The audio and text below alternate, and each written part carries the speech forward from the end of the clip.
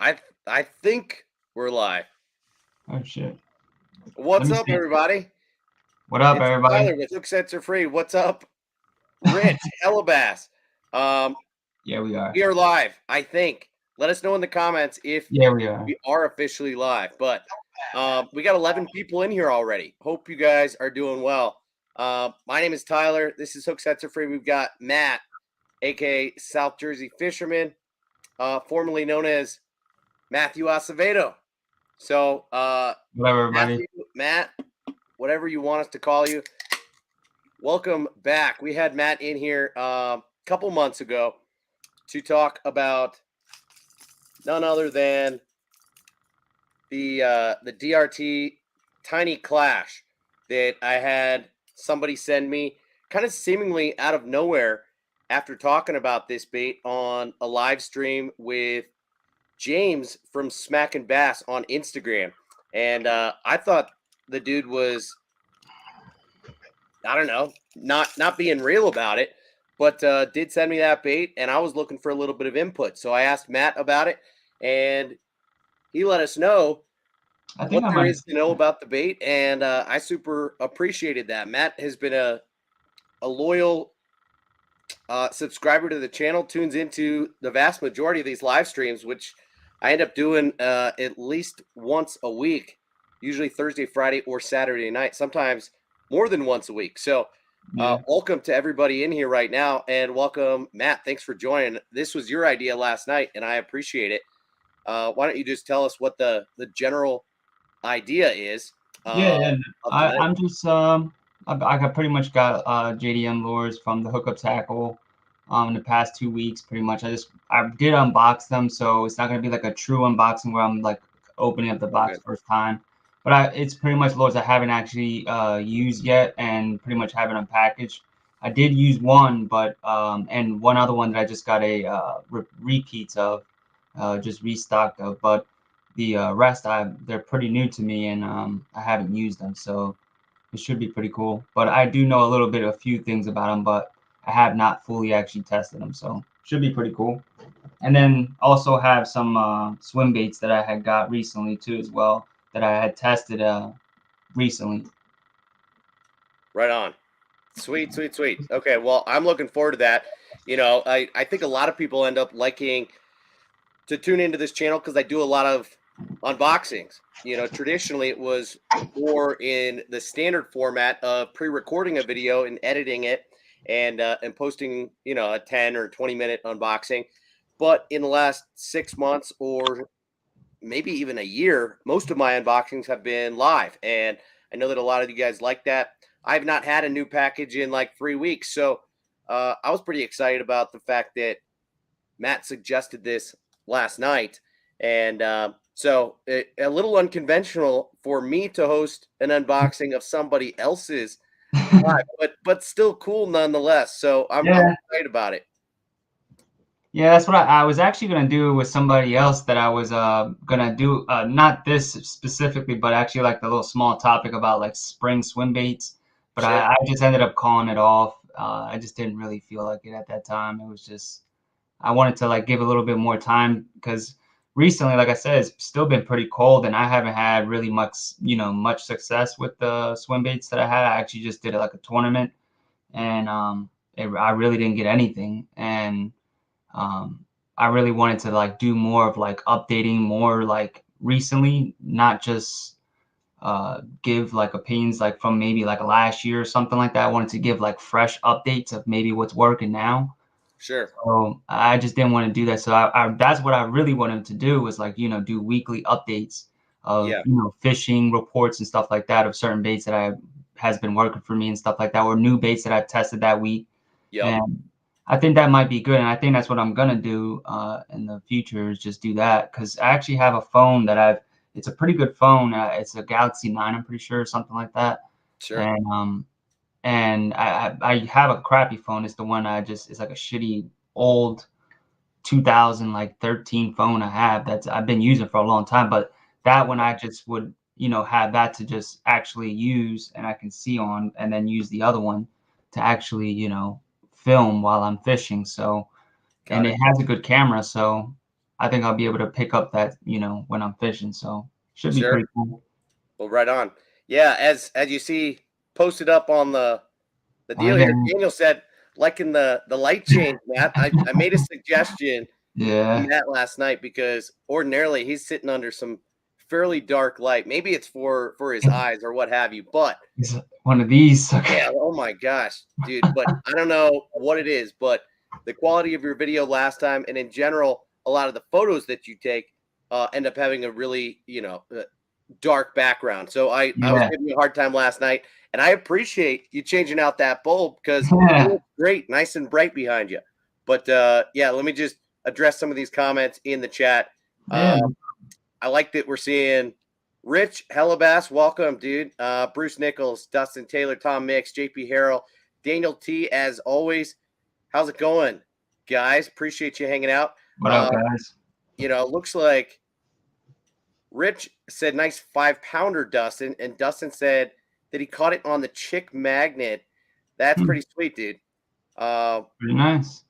Congrats on that, man. I have not yet caught a fish on the Chick Magnet, but that is definitely a bait that I'm excited about throwing ASAP. I've got a couple of them in my go box up in the garage. Just haven't actually fished it much because I've been fishing the OG Tiny quite a bit more and just absolutely love this little guy. I would consider the Chick Magnet a little bit more reminiscent of like, the OG Slim, more of that traditional like 4 to 6 foot diver.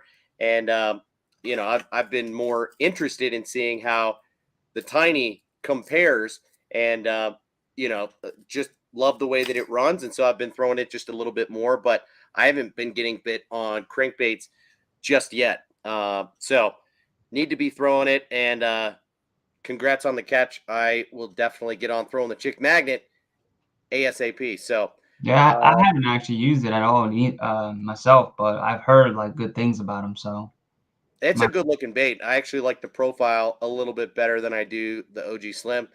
Not that profile always plays a big role in action necessarily, but it's a visually appealing bait, and it's got a little bit more prominent of a rattle in it, which is obviously kind of the main difference, being that it's a plastic bait versus the OG Slim being a balsa bait, but supposed to have a lot of the same properties in the flotation, the buoyancy, the way that the bait runs and acts in the water. So I'm excited to give it a shot for sure. Interesting.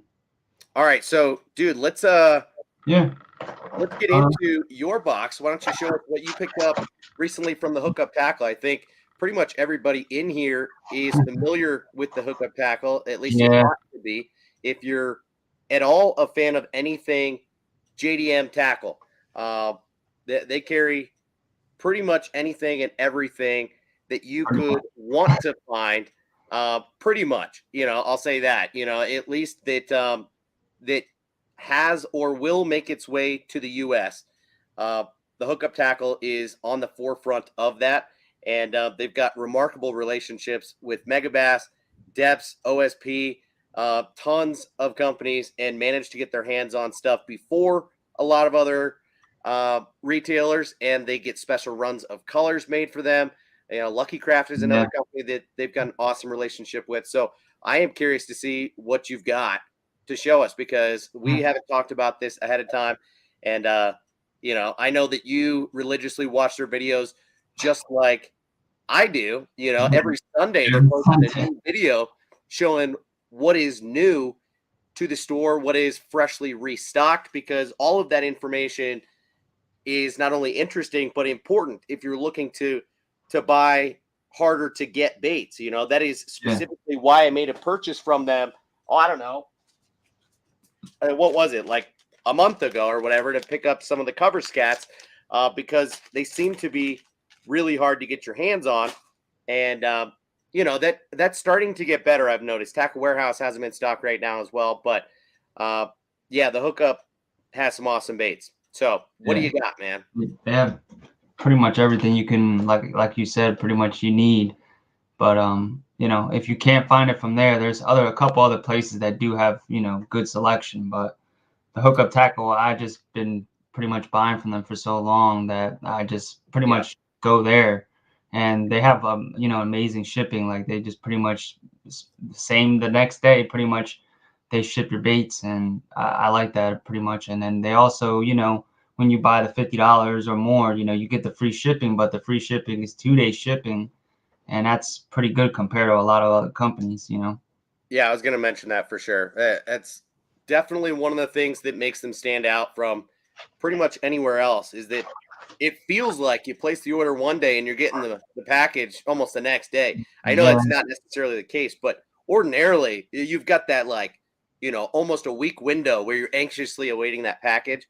And it feels like the hookup does a better job at shipping than yeah, anybody else. And yeah, it's got Ben's name on it too, which is kind of cool. It says it's coming from Ben Kohler at the Hookup yeah, Tackle. it's Yeah, pretty it cool. just feels more personable, and yeah, their customer service is fantastic. Yeah, that too, man. I will admit that. But I'm gonna start off with the soft baits that I got from them that I've gotten in the past 2 weeks. But I got a couple new stuff, and then some stuff that I had got a little bit of restock, but mainly all new stuff. And the first one is the Bariki Shads from Nice, Gangcraft. dude. That has And gone in and out of my cart like a half a dozen times in the last couple of months. I've got a it looks friend pretty good, here in Colorado. He actually lives about an man. hour north of me.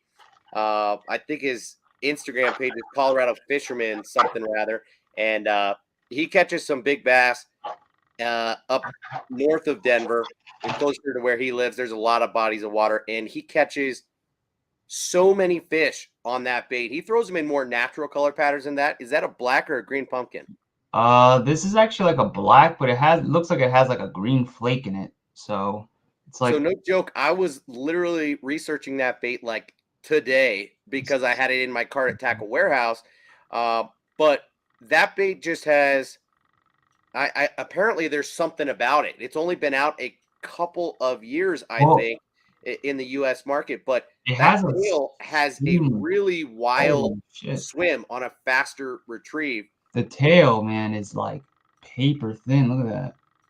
Yeah, that tail kind of rolls all around, doesn't just kick back and forth, but has this wild Yeah, roll to it, and the body does shake back and forth as well. I've heard nothing but good things about that bait. But yeah. it's like, That's what size is that? this 4.8? is the 4.8 one. Yep. I Yes. wanted to get the bigger one, but they didn't have it. They sold out pretty quick. I was like, damn. Yeah, I've noticed that the 6.8 is getting harder to Yeah, find. I was I'm not surprised by that sure actually. why. You know, it's like certain baits. I don't understand why they don't perform as well. I talk about this bait a lot, but like, why did the 7-inch spark shad go out? Because, I don't know. dude, That it's doesn't. different than Maybe the they just smaller couldn't sizes. make the mold anymore. I What's don't that? know. Maybe it was just maybe the mold was like something about it. Could be, but I'll tell you what, this bait has a different profile and a different action than the 5-inch There's spark a shad. This thing, as you can see, does not have nearly that super flat top that the spark shad is known to have. This is a little yeah, bit more round of a bait, kind of like a hybrid between a spark shad and a the mag mag. draft. Yeah. And Huh. but it's got that softer tail that is a little bit more like a spark shad, like a Kitech, than what you get out of the mag draft. We've talked about how the mag draft is more speed sensitive, needs to be fished like a medium speed retrieve, whereas this spark shad can be fished slow and on bottom. So yeah, I don't understand why some of these baits in the bigger sizes There we go. I can see. aren't produced any longer or are much more difficult to find, even if they don't sell quite as well as the smaller sizes. But kind of disappointing to see. But Yeah, I've noticed the same thing. So yeah, yeah. that 4.8-inch, what you get, like You 4 in get a pack for $10 or something like that. yeah, It's it's like 4. not a bad deal. Yeah, and they seem like it's not like super like soft like a Kitech. They seem a little bit more durable than that. They feel like they're Okay. actually like not that soft. Actually, let me see again. I could probably show that.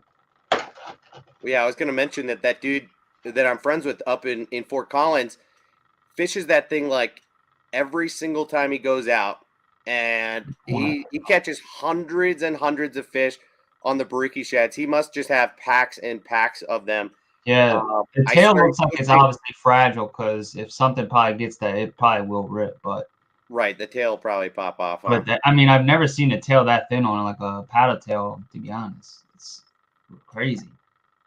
And it Yeah. has like a U shape. It's like it's not full. Oh, yeah. What It's like a that shovel. reminds me, there's a couple baits with tails like that, but that's different. I like Yeah, that. Not just a perfectly round paddle on yeah, it, huh? nah. It's like a square. It's sort of like a shovel almost. Looks like a Right. shovel. Yeah. That's a good word for it. But yeah. And I reason why I got I this was because the thinking other of, has a it good reminds me, profile. couple baits that have that tail are the Optimum Boom Boom and the Scottsboro. Both of those baits have more of that shovel shaped tail. You know, if you take a look at the Boom Boom, Oh yeah, it's like a U shape. and then I know that the Scottsboro has a pretty similar shape to it as well. A little bit different. So yeah, I wonder if there's something there. All right, what's next, dude? All right, now I'll show you another couple paddle tails I got that I'm really liking these. I just off a basic video have I seen of them. They've actually been around for a little while. I'm surprised it took this long for them to get over here. But these are the bottom up ball up swimmers. Nice. These they're pretty cool. They're actually supposed to be rigged on a weightless hook EWG, and not really meant to be used with a belly hook. And they're pretty dense. They're pretty heavy. And like I said, they're scented and everything. But the the overall swim on these things, man, when they're like literally just swimming on top of the surface, they literally go like subsurface a little bit, and you can literally reel them super slow. But they have this ridiculous wag to them that I've never seen before, and they literally stay centered, like they don't roll over to the side or nothing on a Really? weight hook. Yeah, it's pretty You interesting. throw it weightless and Yeah, it runs true, yeah. barely subsurface, huh? Yeah, and that's what it's meant to do is using really shallow water, like like Right. in near like pretty much I guess you would say like pre-spawn or post-spawn area or spawn. You could probably use them in the spawn as well, but it's really a shallow water swim bait, and you can literally just creep it, and it literally just stays subsurface pretty well. And like I said, it has this ridiculous wobble, but stays true, which is pretty interesting. Yeah. Shallow water. Sorry, I had to get you on that. You know, I actually think it's endearing. I like when northeastern people call it water. That's one of the things that my wife doesn't say. She's from New York, and I'm always a little disappointed that she doesn't say water. But anyway, yeah, I could see a couple different applications where I would fish a bait like that. And I rarely do fish swim baits on totally weightless presentations like that. So interesting. Remind us, that's called the bottom up volley Yeah. swim, Yep. but it almost looked like it's thin, like not quite like an easy shiner, but No, it's not as thin as an easy shiner, but it's close. But it has more of a fat belly to it. It's not. It actually has like a flat bottom to it. So there's like you can kind of see like if I is put it it. fatter on the belly than it is on the back? Yeah. Weird. So he's like a triangle, So that's probably why it runs and it just straight like that. Wow. and Interesting. it'll literally just wobble like ridiculous, man. I'm telling you, you gotta look up the swim video of it. You'll like it, and they're actually not that expensive. Like they're pretty decent for the as many as you get. What size is that? This is a 4.2 inch. They're not Okay. that big, Yeah, that looked about like that. but they're pretty much a perfect size. Like they're good. What an interesting shape. That almost reminds me of an upside down version of the Jackal Rhythm Wave. That Huh.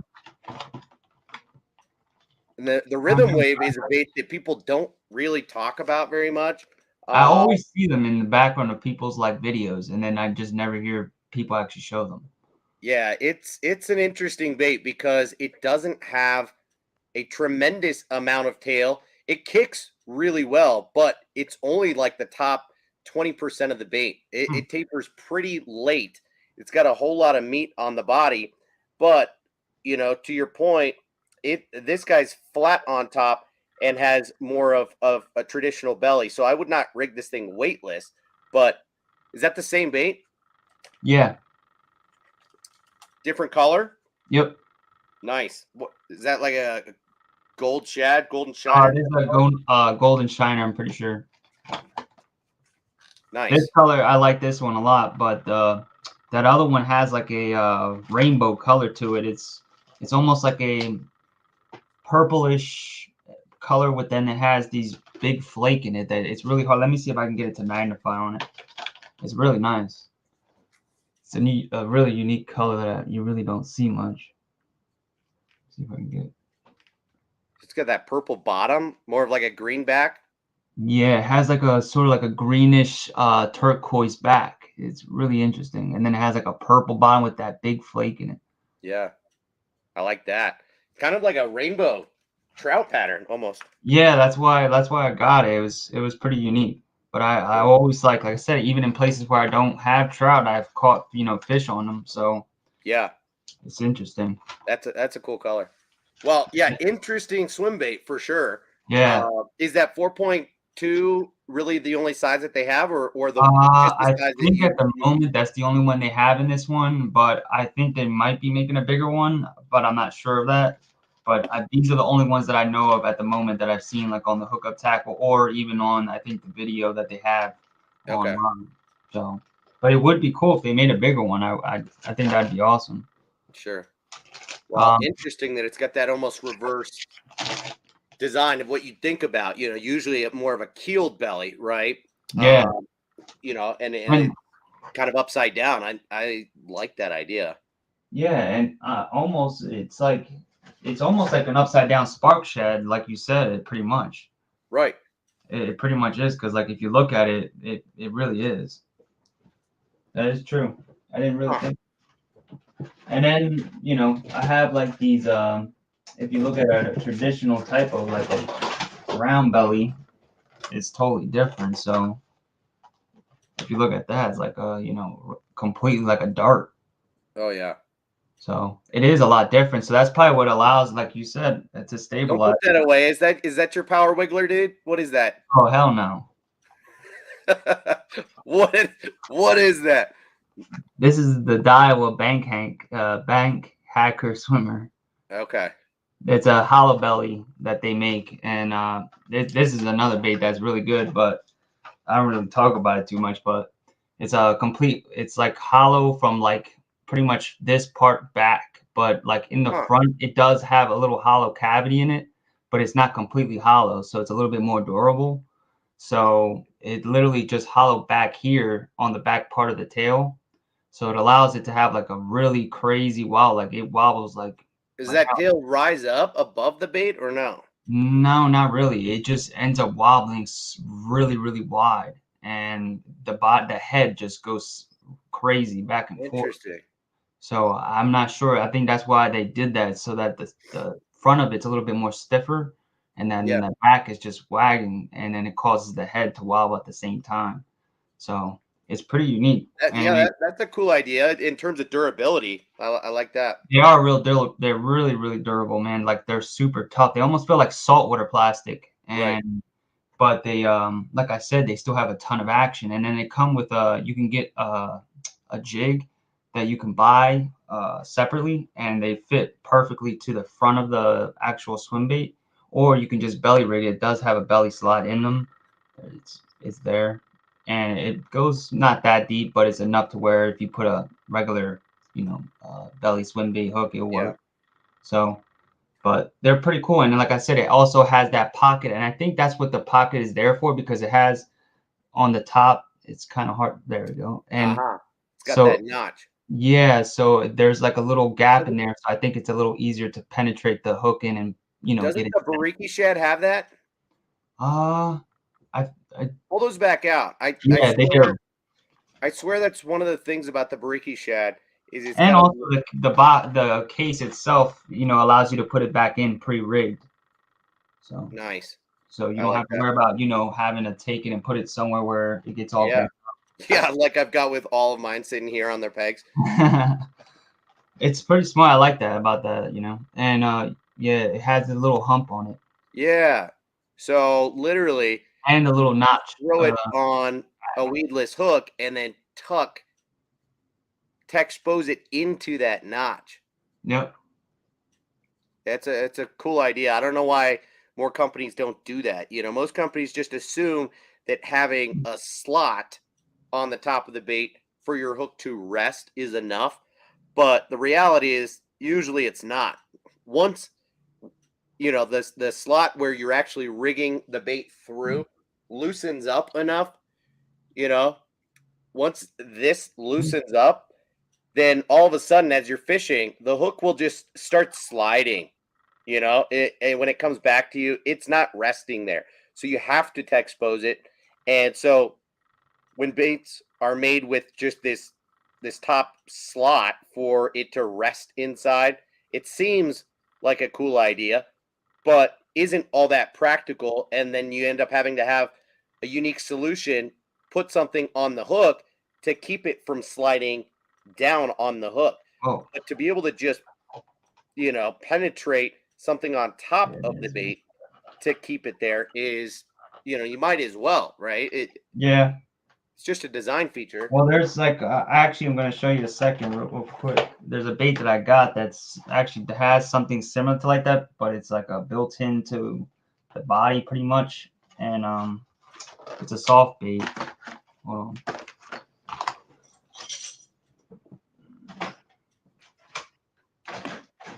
By the way, I can't tell if people are commenting or if they've just completely stopped. I don't know if it looks different in the studio here over at StreamYard than it does on YouTube, but guys, one of the 15. Yeah, I think people are commenting. I can see. Hold on. Last one I see is Brian Waterman. New Jersey ain't easy fishing. Yeah, I think people are. Ask them. Let's see if someone can comment and see if it's still updating.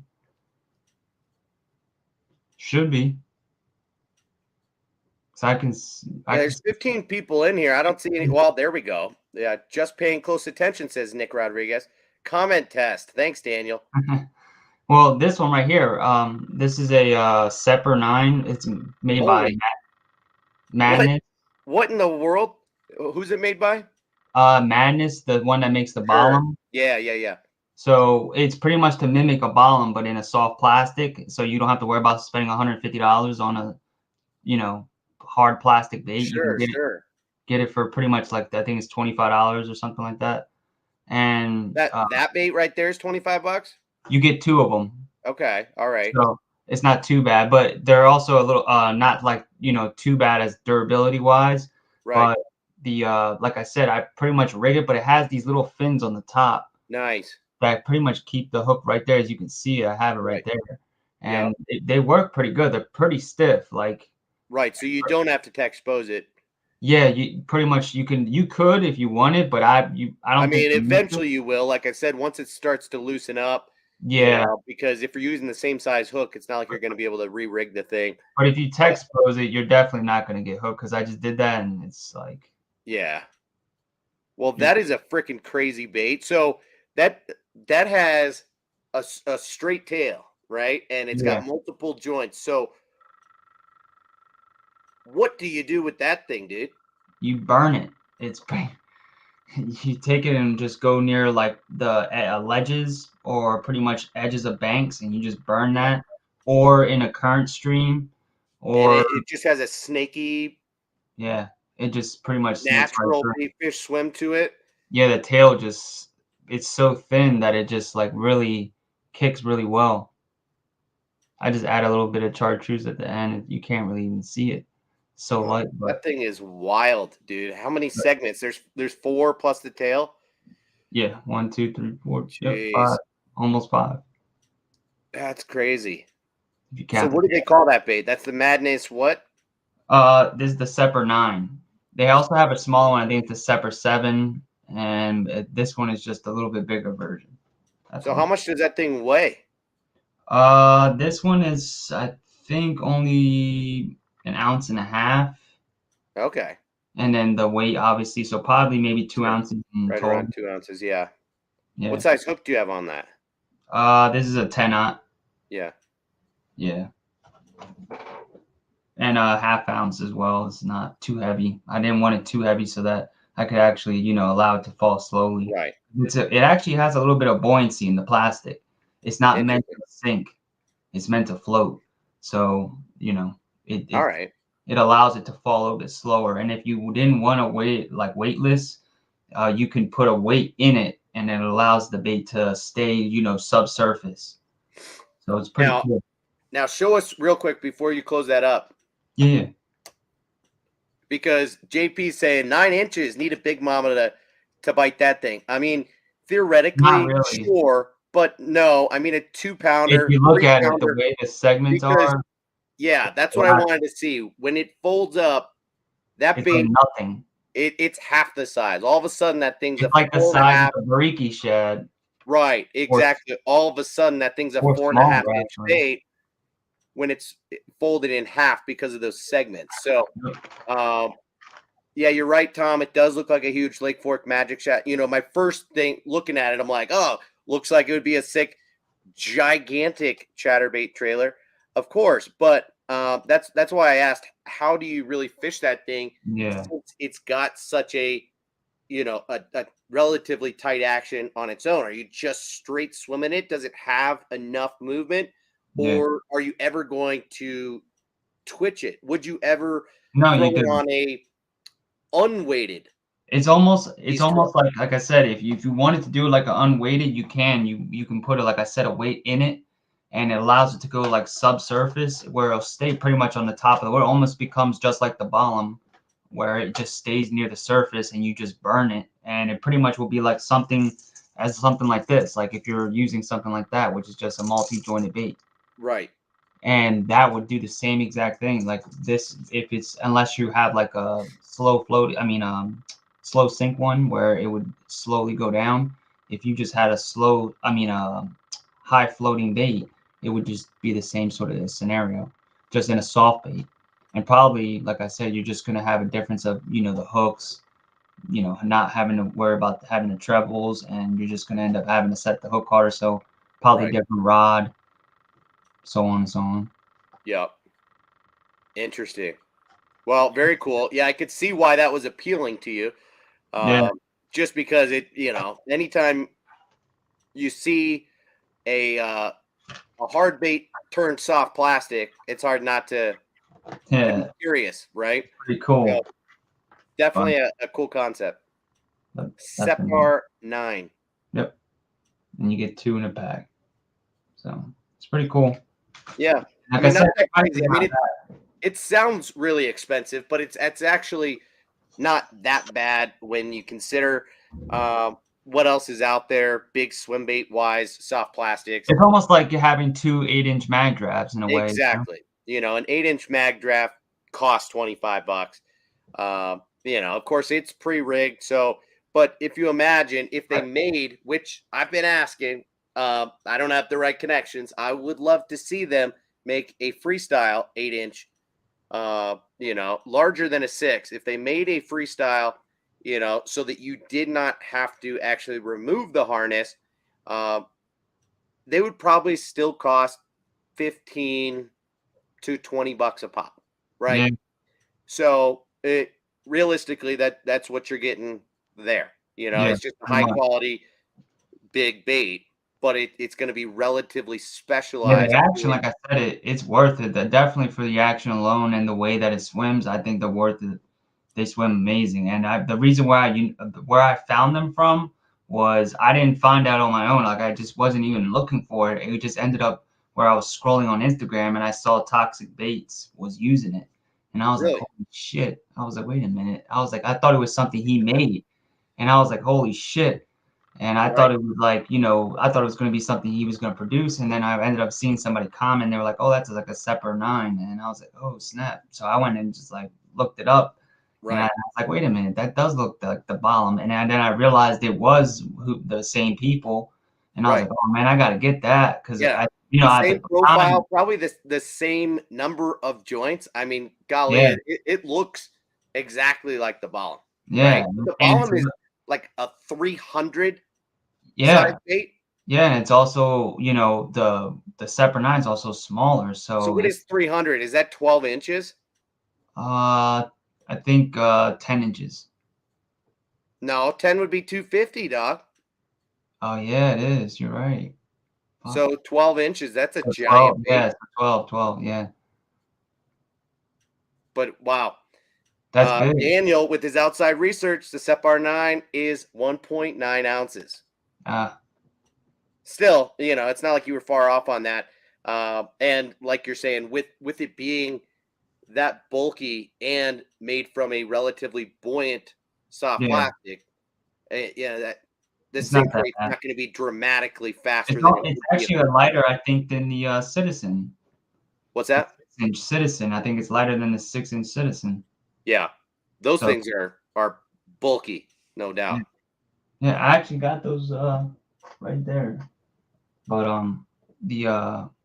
what I was gonna say is that BX Cloud, he was saying that the figure 8 you could do with the Separ 9, and that is true. I wasn't thinking about that. That is true. But it would be a little bit hard to get a good hook set on them. You gotta be like really, as soon as you hook them, just lift them up, because you could like definitely, get that slack in there from them hitting it real close to the right. I mean, if you were gonna intentionally use it as a figure 8 style bait, you might want to rig a stinger on it, Yeah, that's true. I never thought of that. That's true. It like that would probably be your best bet as opposed to throwing it on an exposed jig head, because you'd have to have something massive, at least an 8/0 exposed hook on there. Yeah. But a treble hook stinger would probably do the trick. I don't know how it might affect the action though. Yeah. But worth playing around with, perhaps. I don't know if you have fish that would eat that type of presentation. I don't know if you have any muskie around you or anything like that. But no, I do actually have pike, but I haven't ever seen a muskie in person myself. Mm-hmm. Caught that, but I have tried figure 8ing bass, and I've caught not actually figure 8ing the what is the other one? 8 trapping. The ones you just go like that real fast. Yep. I've done that with the tiny clash, and I've caught a fish doing that one time, and that was like literally right next to a current. I was just going like that, and that was after he hit the bait, and I just ended up doing that inside. And then every time I would come back, it would hit the current, and it would cause the bait to go sideways. Right. I think just triggering the fish to like think it was probably getting hurt or something, and every time I went like that, it ended up trying to bite it in the current, and I was like, "Oh snap!" And then I just did that on the side, and ended up just getting hit by it and hit him right on the side of the face. It was pretty cool. No, and I've caught multiple fish on, like I explained that I accidentally, caught my first fish of the year last month on this homemade soft plastic spy bait. I was more just checking to see how this thing ran.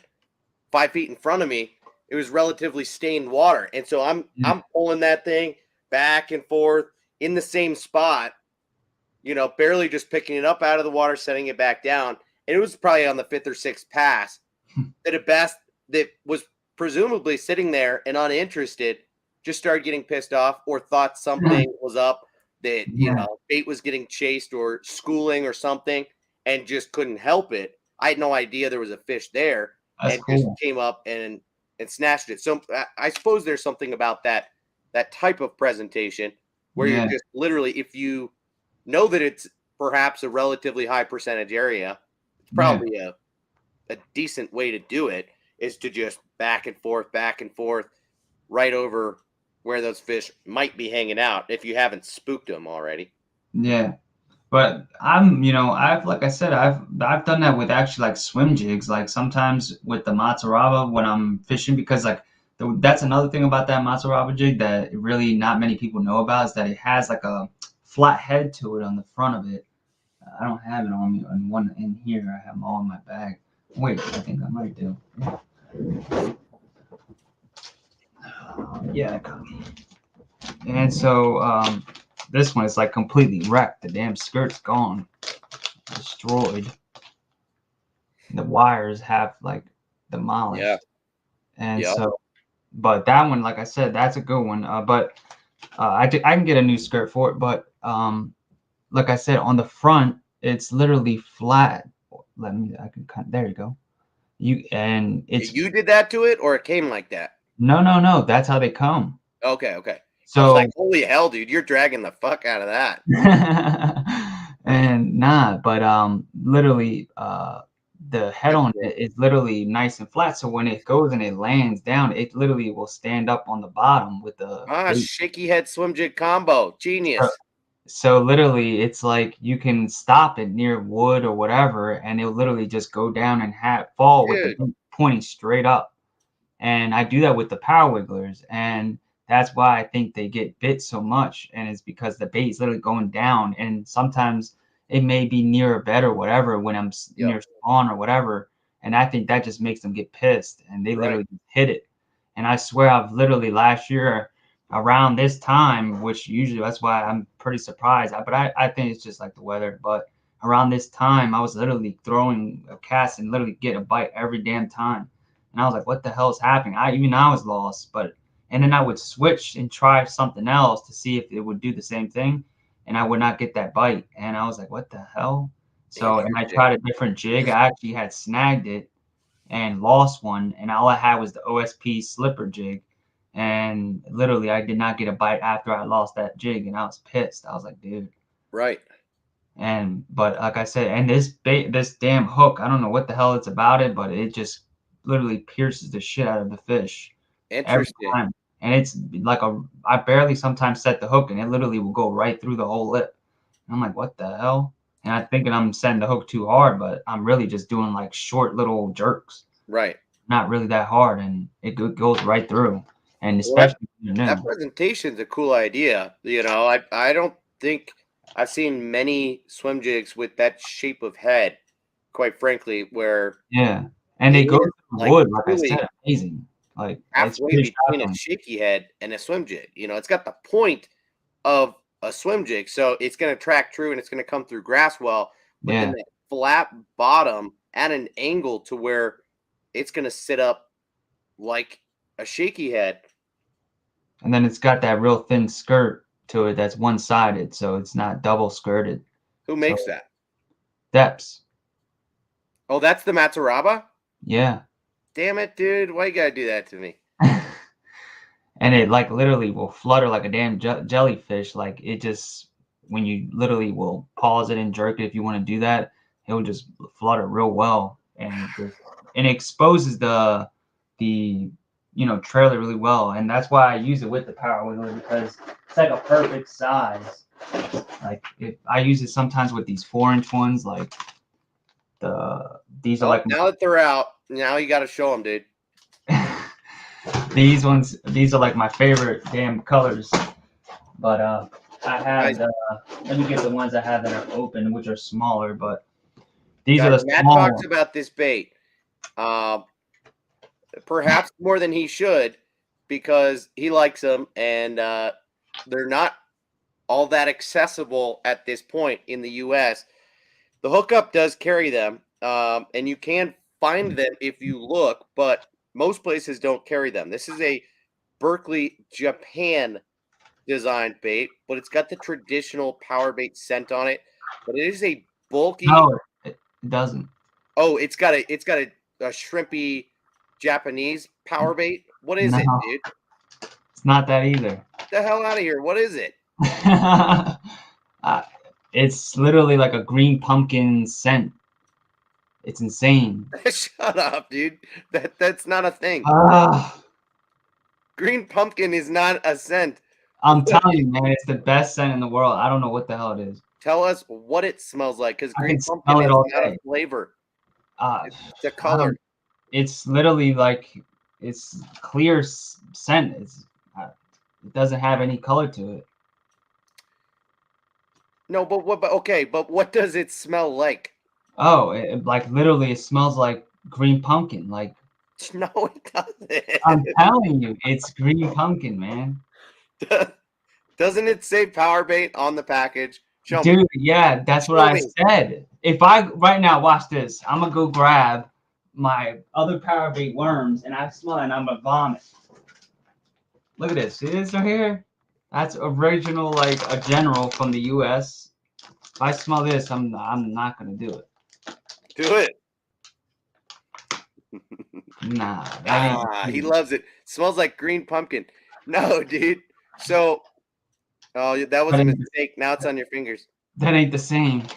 Yeah, no, I believe you, but green pumpkin is a color, not a scent, not a flavor.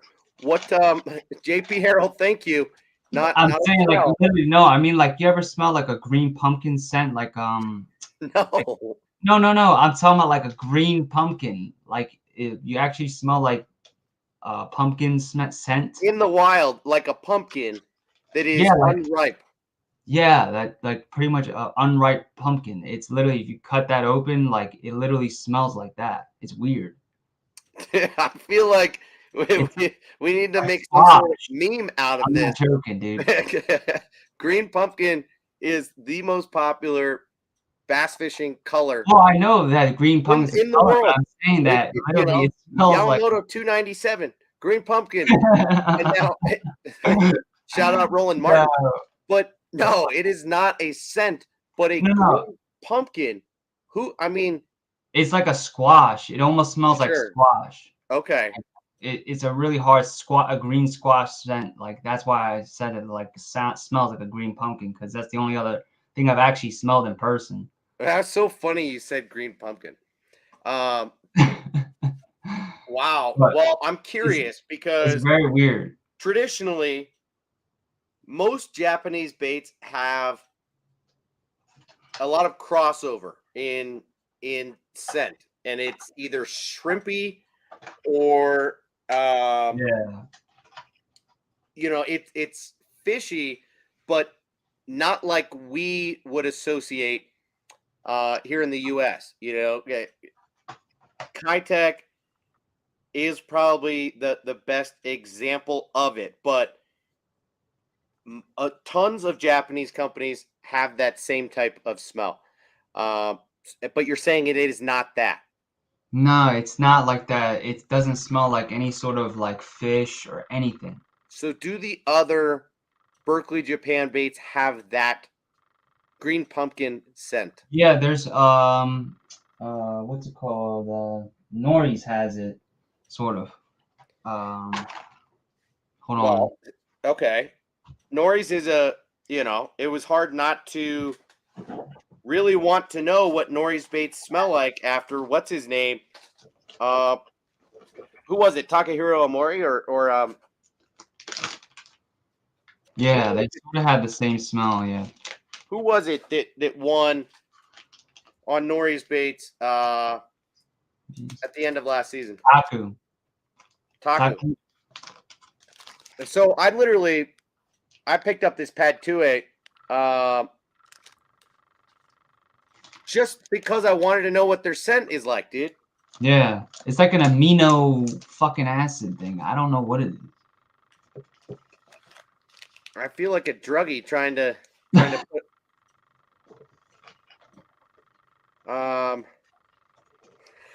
I can't put my finger on it. But right, it doesn't smell like fish. But Taku said he's literally just like he's been hoarding jars of Nori's scent that they sell, but it's the Nori's bass bite scent. Yeah, like look at there's a little bit. Yeah, there's a little bit in each one, man. I gotta savor the flavor, You can actually what you can do is after they run out, put some other baits in there and let them just rub up in there. Yeah.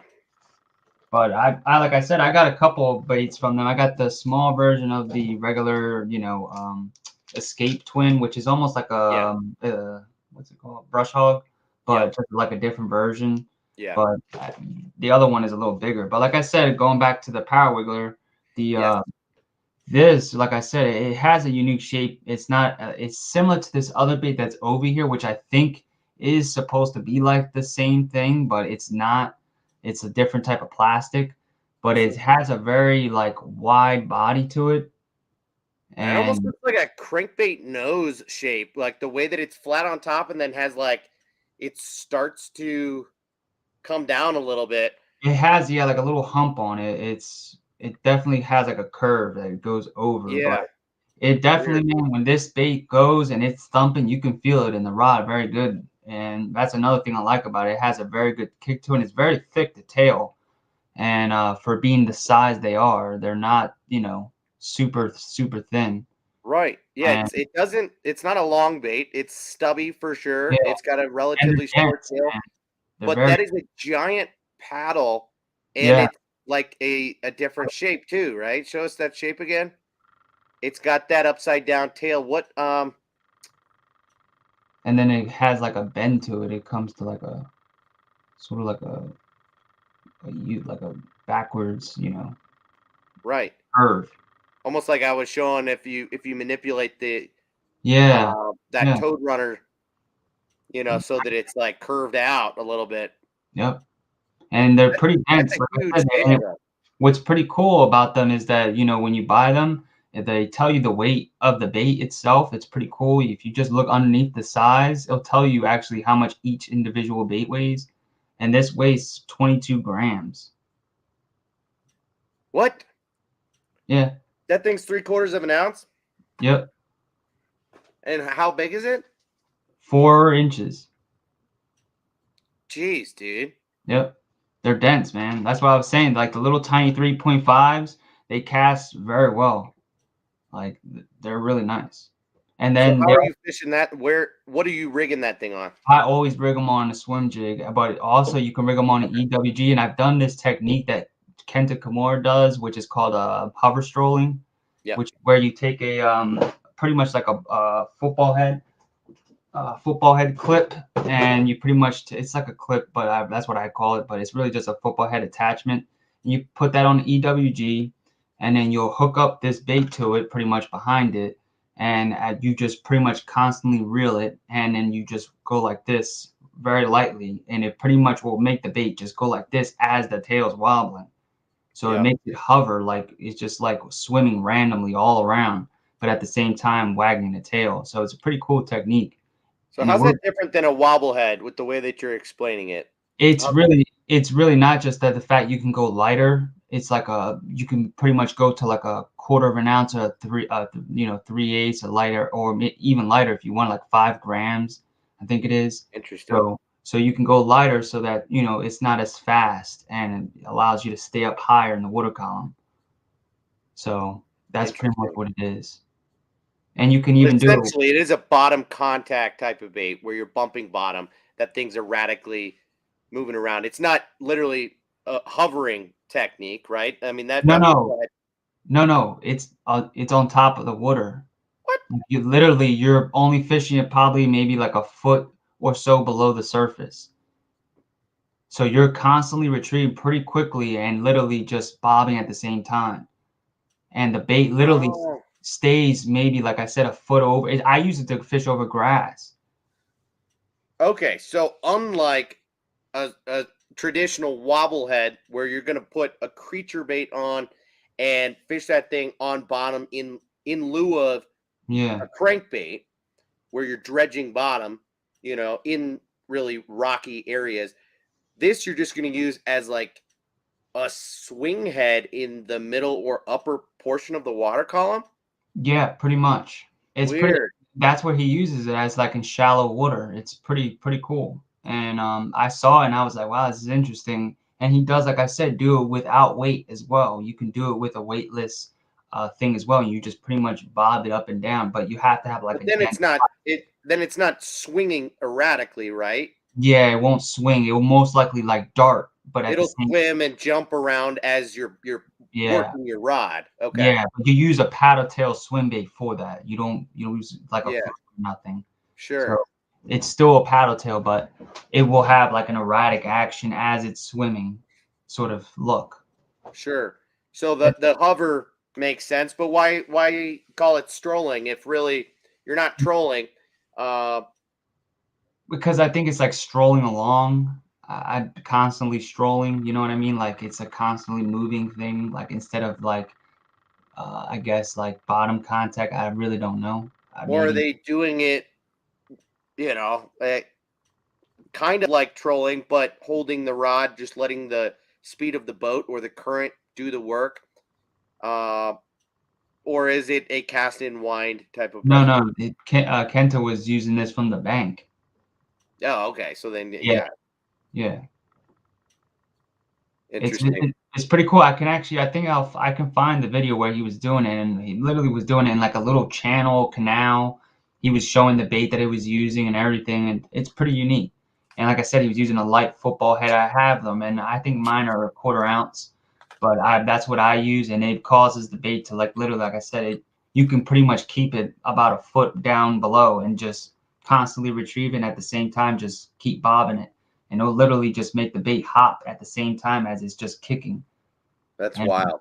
so it's almost like, almost like hunting in a way. It's Right. literally like Yeah. that, but just with a soft paddle tail. Interesting. Hey, Yeah. Mark, everybody, all druggies unite. Grab your stinky baits and let's all catch a little a buzz on our nar. And then this one right here is the 5.5 inch one, yeah. And this is the bigger one, and this one is extremely dense. This thing weighs like an ounce and like a 3/4 or something shit. But Wait, what is that? 5? yeah, this is the 5 inch one, and it's super huge, like the body wise. That's really fat, dude. And so that's what it's supposed to do, is like be a real big fat profile. But what's very interesting about this bait, it took them like 3 years, 2.5 years to make this size. And it's really weird because, yeah, this is the one I have. This one has the inline threading tool that it comes with. If you look right there, I'll get Oh, I'll get the other one in a second. but it's not hollowed out. They No, just no, the tool itself will do that. It pretty much allows you to do that. It's like a hole puncher. It's almost like a rivet in a way. right. And he had to design to where it's like a plastic, pretty much little tool, and you would then pretty So much you push make it a through. line through with that thing. Yeah, and you could either do that or use a giant hook. Like this hook, this bait can take, I think, a 12-aught hook if you Jesus. want. So it's pretty unique that you can do that, and it still will have the tail wobble. So because it's so far back and then it's thin back there, but then the tail is pretty damn thick. Interesting. So it has a real hard vibration. So Doesn't 316 or another one of those companies make a line through that's super fat like that? they have the Rising Sun, which is No, similar it's not. in the I'm body thinking of shape something wise. that's like real chubby like that. Huh. That's weird. But like I said, you can do that or EWG, and like I said, I've seen him catch some huge ass fish on it. I have not used it much. I'm gonna do it this year more because I was using so many of the fours. And catching big fish. Like my biggest fish on the Power Wiggler on the 4 inch was a 5 something, and I was like in the river, and So is that usually, whole back humped like that? It looks yeah, like coming down toward the tail is humped as well. Like let go of the tail right there. Is that like if I go like this, where it's supposed to, like that's where it's supposed to be. okay? So it's more humped toward the nose than it is on the back, or is it a little bit in both areas? It's a little bit in both. Like the tail goes down a bit, it levels down. Yeah, Like that's it right there. That right there is the natural. interesting. So Yeah, that's a little different. and like I said, it's super dense, man. You can cast this thing like a damn mile. And it tells you literally to use a treble hook right there, like a number 2. You know. Hmm. Come on. Yep. I see that. I wish it would focus. No, I saw that. Number 2. Oh, you saw it? Okay. Yeah. Cool. But yeah, and like I said, man, this one I wish I had. I think I might. No, I don't have it. No, we're off. The damn, there's so much damn scent that they have on them that they leak through the damn packaging and get everywhere. So, but well, that's they're pretty wild. Like I said, I really like them a lot, and like I said, they're pretty versatile. You can, like I said, use them on a jig or just EWG, or different ways of using them. Like I said, they actually swim really well on like the downfall, and I think that's why they work so well. Because like I said, I use the Matsuraba not like a regular swim jig. I really let that bait stop. Like when I let it hit the water, I let it pause there for like 5 to 10 seconds, and then I'll literally let it hit bottom, and then I start ripping it up, and then I start reeling real slow, and it'll stay near the bottom. And that's how I get most of my bites with the swim jig. But then in the summertime, it's like switches off. It's like weird. I really don't get that many bites. So you're putting the power wiggler on the Matsuraba, or do you have a different swim jig that you like to throw? No, I only use the Matsuraba mainly. Interesting. Okay. Yeah, for the power wigglers. And like I said, I noticed also that they seem like they changed the plastic a little bit and made it a little bit more durable, because I've caught literally like 4 fish on 5 sometimes on one, and before I used to only catch like 1 or 2.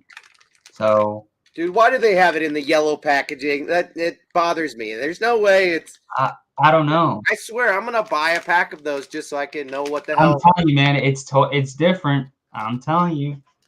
Green pumpkin smell, huh?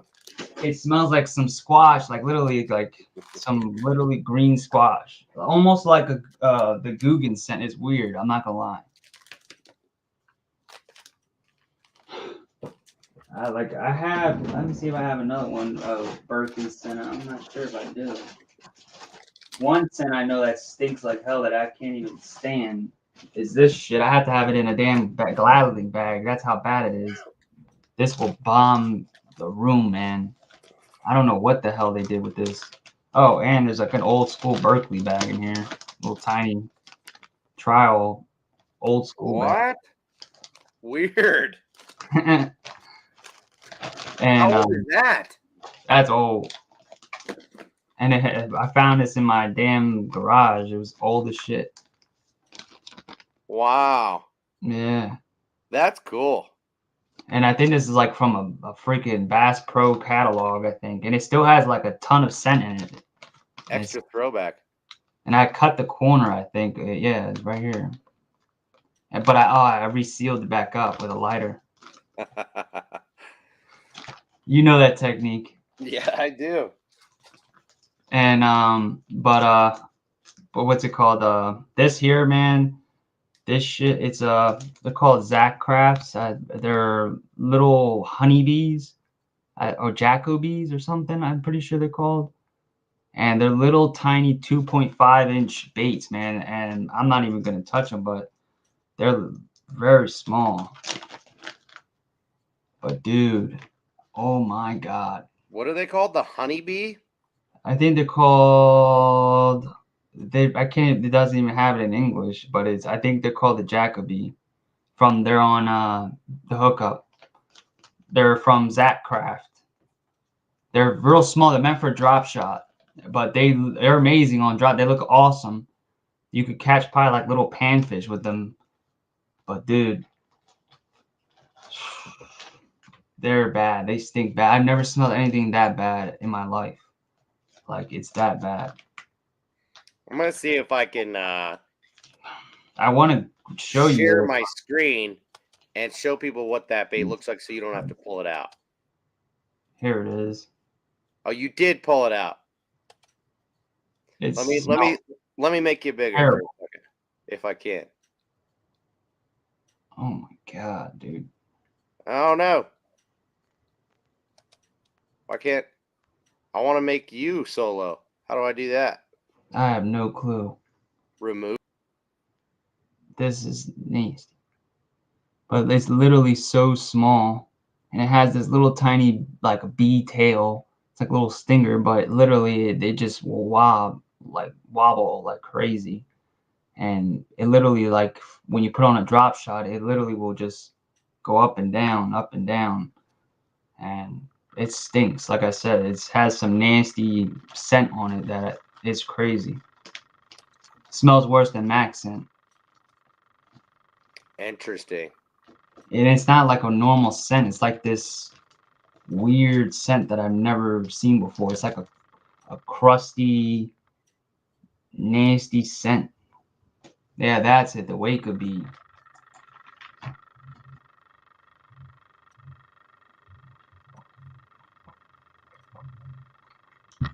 Huh.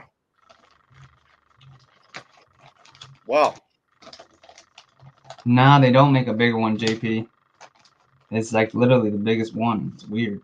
It's literally like a BFS type of bait, really. I got it to try from like my drop shot stuff, but I really don't do it too much, so I don't use them like that. But I heard they're really good. Then they catch a lot of small fish. Like, you can catch a lot of small fish with them, but I never actually used them. But all right, let me get to past that. Now I got these are the just some restocks of the Sakamata Shads. Nice. Now, does that only come in one size? Is it that giant 7-inch? No, this is the 8-inch model. 8-inch? Yeah. Yeah, they make an 8-inch one. All right. So, see? Is that the heavyweight or the regular? No, these I got the regular one. I do have the heavyweights, which are right here. And they're not really that much heavier. These are the heavyweights, but they're they're like not too much heavier. Like I really felt them the other day. And now, why throw the heavyweight? God, that looks big in your hand. Yeah, they are big. That's a big fluke. Yeah. They're not, but when they, like I said, they're pretty soft and they collapse down to pretty good size. So why are you partial to the Sakamata Shad? That's one that I was actually, somebody asked me that the other day. It was pretty funny, and I actually, like I said, I told them pretty much is that the reason why I like them is they come out the package straight, damn near straight as an arrow, and that's another benefit. You don't have to worry about the zoom stuff, and there is other flukes that you can get that come in a clamshells, but for being a bait that doesn't come in a clamshell, they come in pretty good, straight, and don't have an issue with that. But like I said, usually they stay super straight, and they literally will glide like a little glider. And I like that a lot. And that stabilization fin on the top, that's like right, if you can see on the sides, allows the bait to pretty much stay level-headed.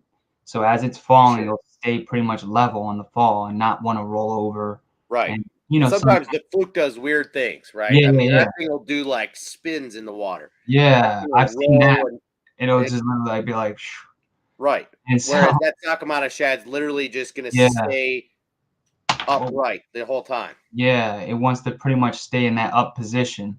And like I said, with the heavyweight, it'll pretty much sink pretty quickly, and it does cast a little further, which I think is probably, that's the benefit of it, is that it casts further, and it does sink probably a little faster, so it probably allows you to fish in a little bit more heavier current. Mainly, like I think that it was really designed for saltwater purposes, so that's probably what it was really for. And but you could probably use it for bass, and this color I think is a pretty sick color and probably work for bass no problem. Yeah, it looks kind of like a sexy shad. I mean, what do they call that? Yeah, that's a Reservoir Shad. It's got like a golden body to it, with gold. It's like a clear body to the bottom, and then it has like golden and white flake, and then the top is just straight blue. Yeah, I mean that's sexy shad if I've ever seen it. Yeah, it's nice. It's not as bright as it looks in that picture. It's a lot more duller in person, but it definitely is pretty close. But it's not this IU. It's that Reservoir Shad. Yeah. What was that first one you had? Oh, that one right there. The other one. Purple shad? Yep, purple shad. Yeah, that was good looking, dude. Better on your camera than it is in that picture. Yeah. Let me remove this for a second. pull you back up if I can. I got to remove myself. Now all of a sudden you can see all these damn shoes. It's a pretty good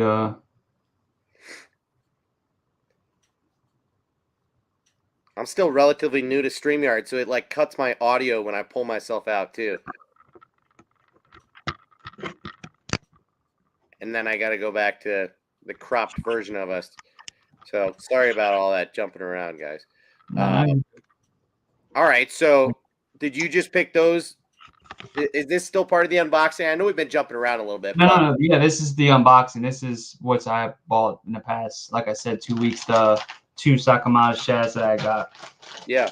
I got a different color in them, which is I'm pretty sure these are the Silver Shad, the other ones, which are another nice color. I didn't open those ones, but it's like a black and silver color. I like that. Let me see if I can pull that up real quick. You said Silver Shad? Yeah, I'm pretty sure that's what it's called. Yeah. You don't got to open it, dude. It's like a black. No, I'm closing the other one up. All right. Yeah, it doesn't show the flake in this picture. Yeah, nah. But in what you just showed, it looks like it has a decent Is there amount. another one that looks like that? Is there another one that looks black and silver? Silver Shiner, maybe?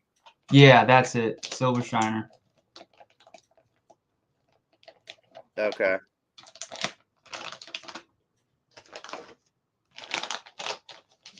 Yep, that's it. Yeah.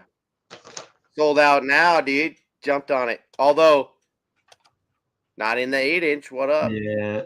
So, they make it in a 4, 5, 6, and 8.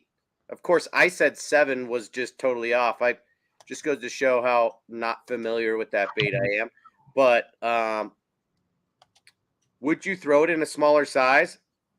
Yeah, I had the 5-inch one and the 6-inch actually, and they're pretty good. Oh, and I didn't even discuss the biggest part of that whole thing. I just jumped off of that. What the hell did I just do? And the Sakamata Shads, another thing, the reason why I mainly got them is because, oh, hey, John. Yeah, John and Cooler Lid in here showing you some love, dude. And the one thing I really like about the Sakamata Shad is that like literally you can swim the bait on a straight retrieve. So it's not like a regular fluke where you have to constantly jerk it. You can literally just straight retrieve it and it will literally swim back to you.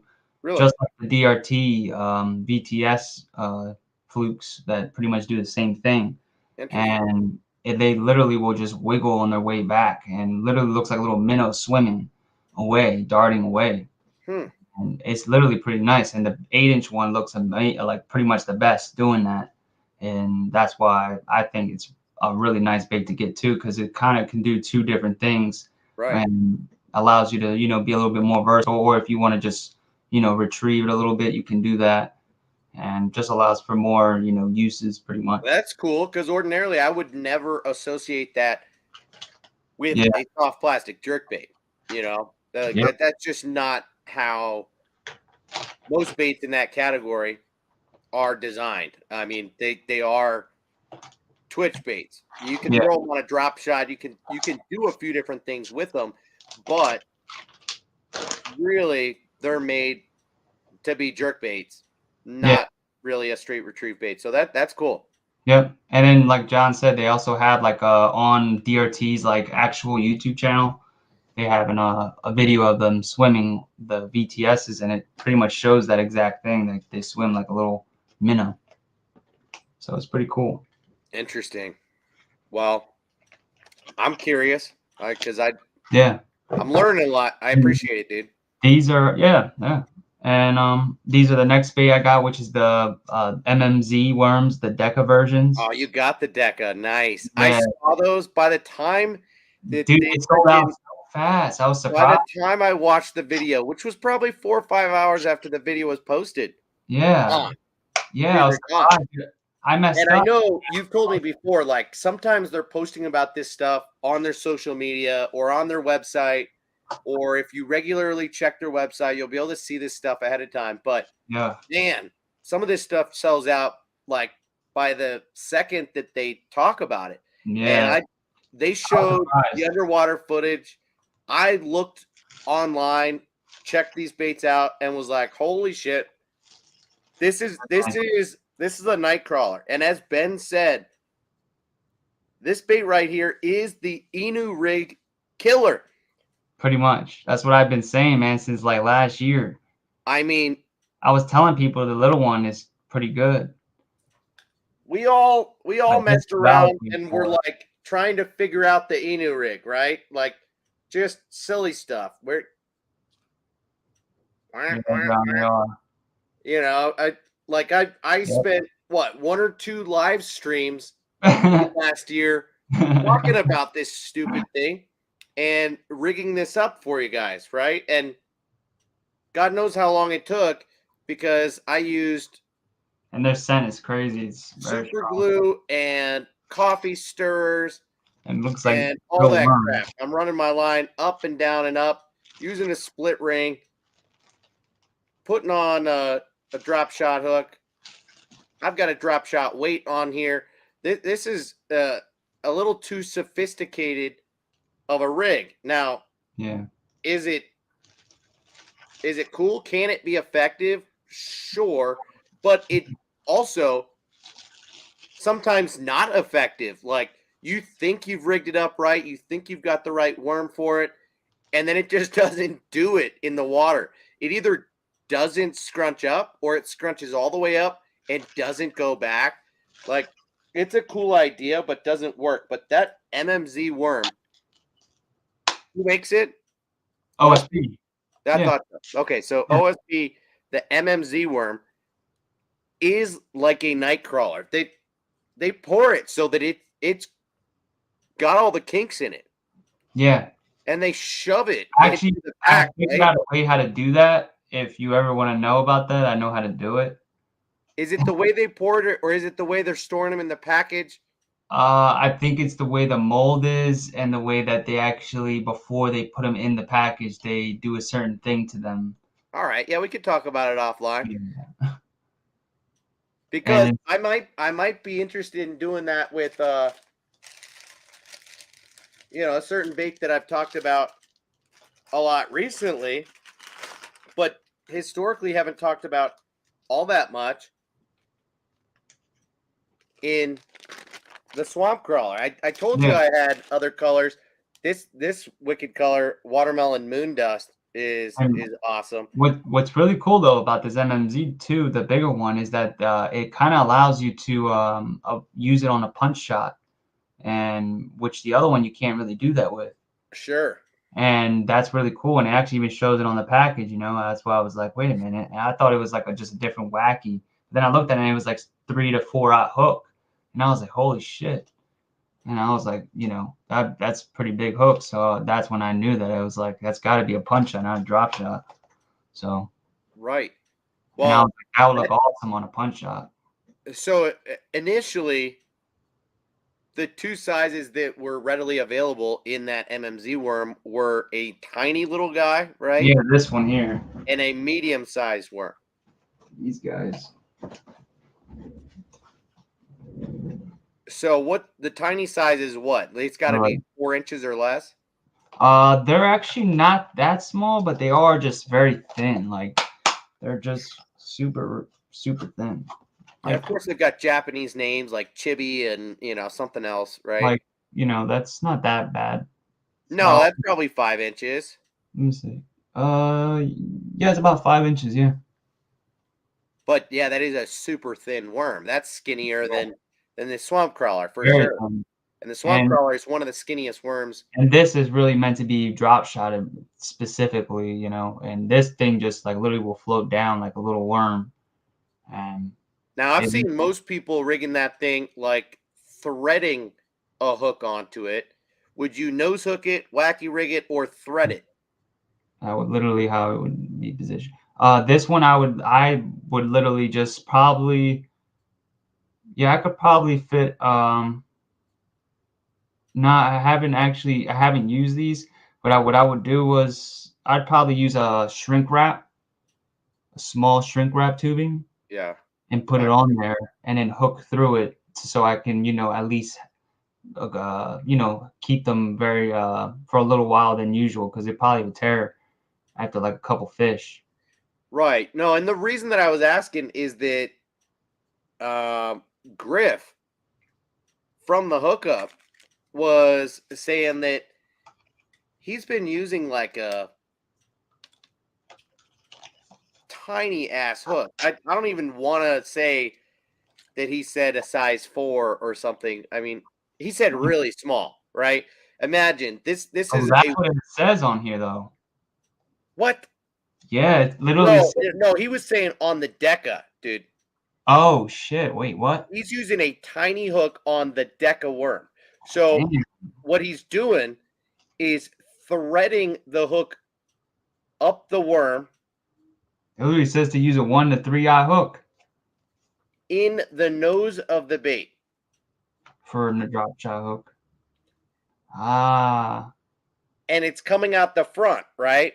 I mean, yeah. I rigged this too far, No, I know but what you're let's just saying now. say, you know, It's like an it's old in the front, but style. because the worm is all kinked up, it Yeah. doesn't matter where you rig it. And then that way it's threaded so it's not tearing the worm.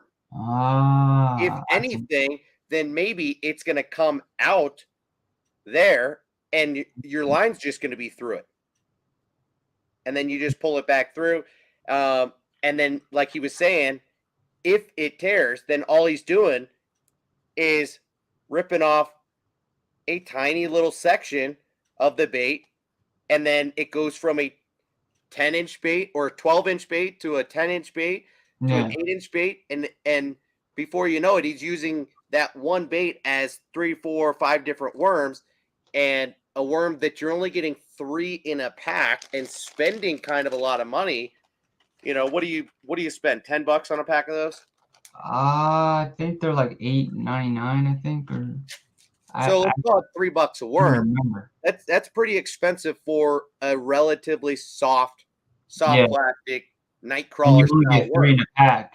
I mean, imagine what if you're wacky rigging that thing and boom, it's gone after a fish. That would kind of hurt, right? That's why I was thinking more of doing these in the punch shot technique more.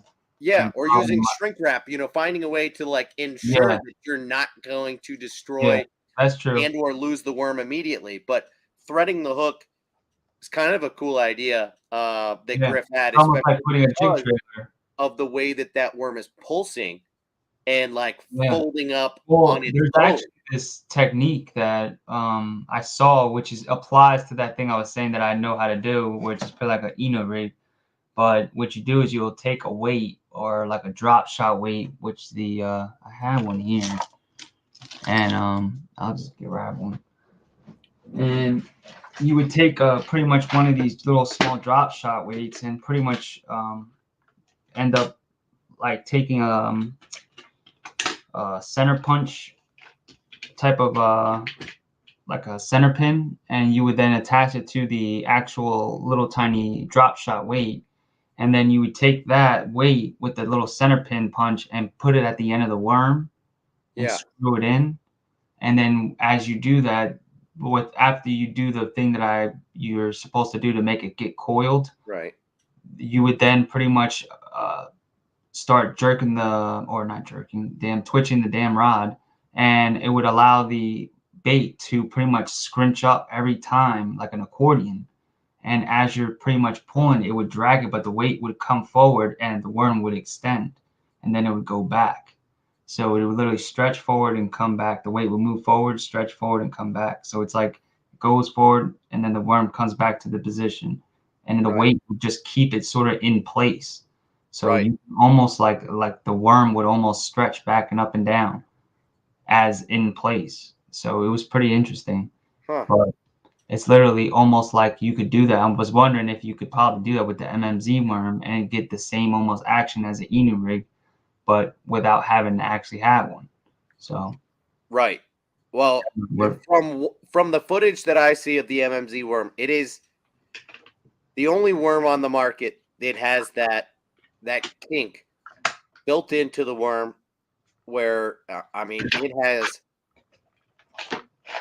perhaps the most lifelike nightcrawler type of action in a soft plastic worm. Yeah, it really does look like a worm. Like I said, when you get them in the package, the tiny ones, man, when they first came out, they literally look like worms, like live worms. Yeah, no, it looks like you went to the shop and bought some night crawlers. Yeah, like I've added those to my cart, and then this color too I is like removed them just because I almost felt like that's essentially live bait fishing, right?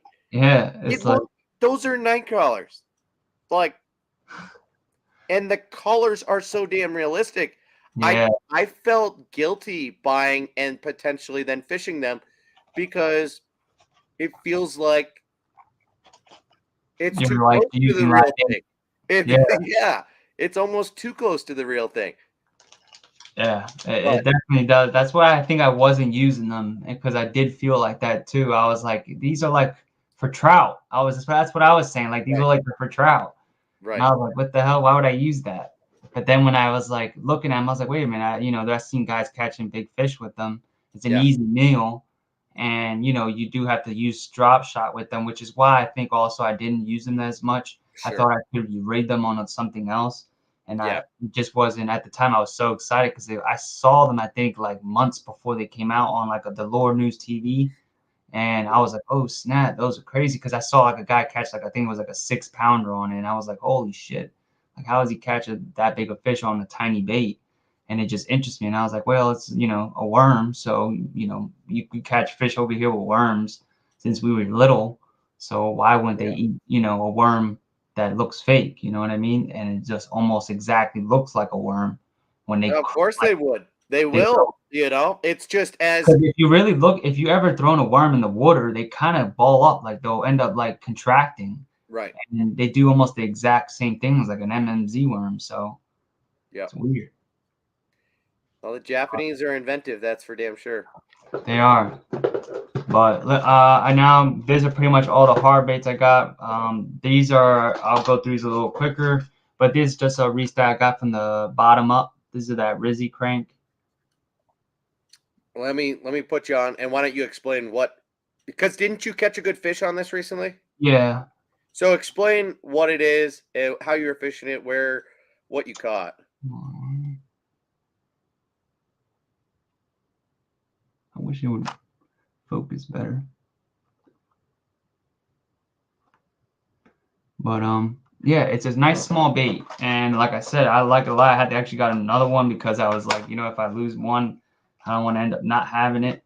So this one, it's small. It's not big at all. It's pretty much like I would say it's like 2 inches at max. I don't think it's any bigger. Yeah, it's about I'd say about 2 inches. And I think it's 1.5. No, that's the depth range. I thought I was gonna say 1.5 inches. It doesn't say the inches, but it's pretty much 2 inches. And like I said, it's pretty small and has this computer board lip on it, and it's like a little thumbnail bill, but it's not really that big. It's very thin, and it has a very like minnow-like action. It's literally the reason why I ended up using it was because there was these little mud minnows in my area that were really small, and they were literally on the bank going nuts, like in little schools. And I ended up seeing the fish come like literally, moving like crazy, like something was trying to eat them. So I ended up angling myself on the bank to where I could literally throw it literally along the bank. And it only goes 1.5 meters, which is like 3 feet or 3.5 feet to 4 feet. And the bank's around that. And also I use a little bit heavier line with my crankbaits just to keep them a little higher, higher in the water.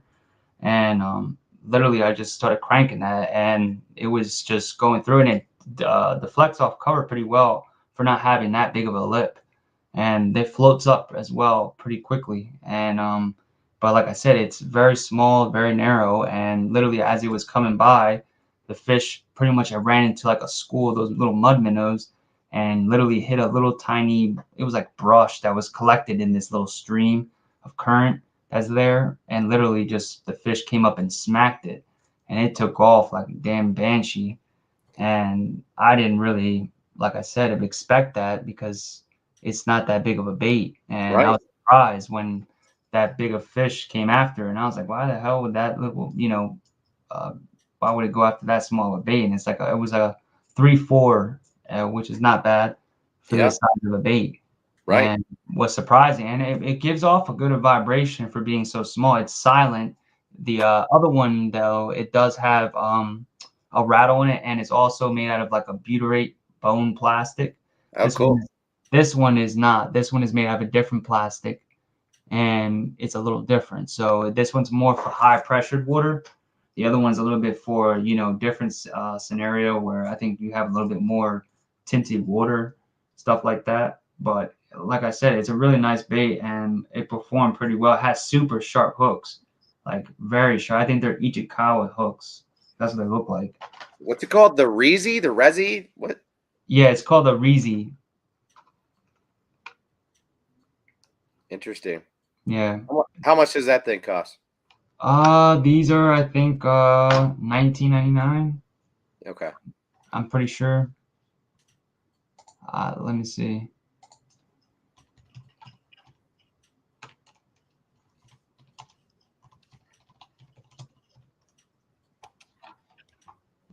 Who's it made by? Yeah, you can get it for it's $19.99, but you can get them from Ichiban for $15. You just end up having to pay that $20 thing at the end, but if you get a couple of them, you'll save a decent amount. Yeah, but you bought it from the hookup, or did you buy it from hookup. No, it was the hookup. How do you spell Rezi? Rezi. Reazzzy.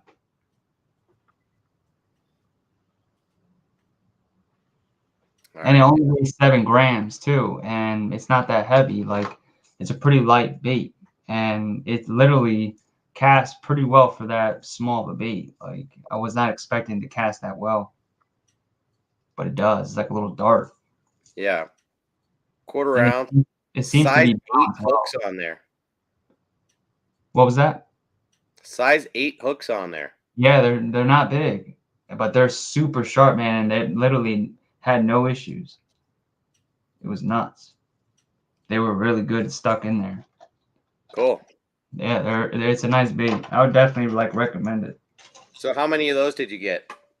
I have just one. I just got another one of these, and I have 3 total.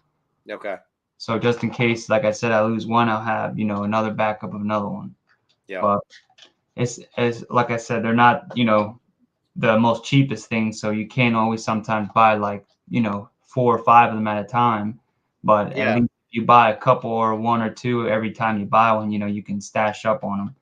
So are you gonna bring those with you to that specific spot, or are you gonna bring those on a regular basis? They seem relatively nichey, where when you see small bait, or like when are you going to have those with you and plan to fish them? Or I would definitely fish these more like if you see the fish going after small bait. That's where I think that's where it would probably exceed, because like I said, I caught those 2 fish off of them. All this with that when they were feeding off those small minnows. And I'm sure if you have small little shad, or maybe like bay anchovies or whatever, you can use that same bait and probably present it to them that way, and they'll probably hit it. And like I said, it has a very good action to it. It's very tight for being as small as it is. It just wobbles really well. Right.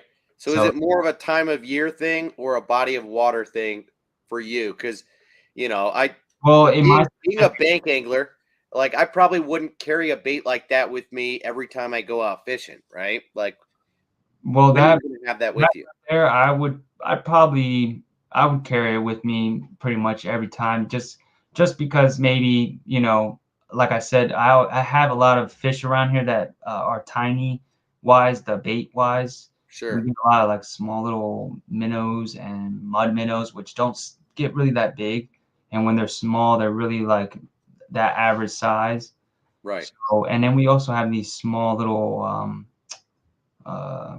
they're like little shads, but they're not really shad. They're bunker, but they're little tiny ones, and they are very small. They're like literally that big, and they have like a little wide body to them. So they're pretty nice looking, and they're little snacks for bass, and you see them in giant groups, and literally that would be perfect for that. So I think it's more of like a river bait, in my opinion.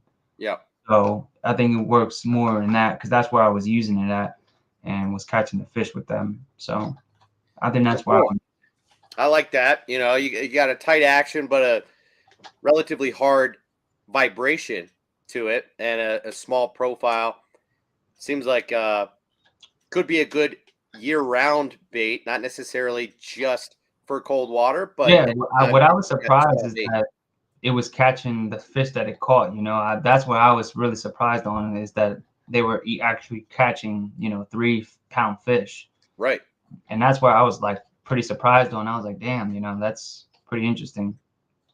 Yep. So that kind of opened my eyes that, you didn't need like bigger cranks or stuff like that sometimes to catch bigger fish. And that was pretty cool.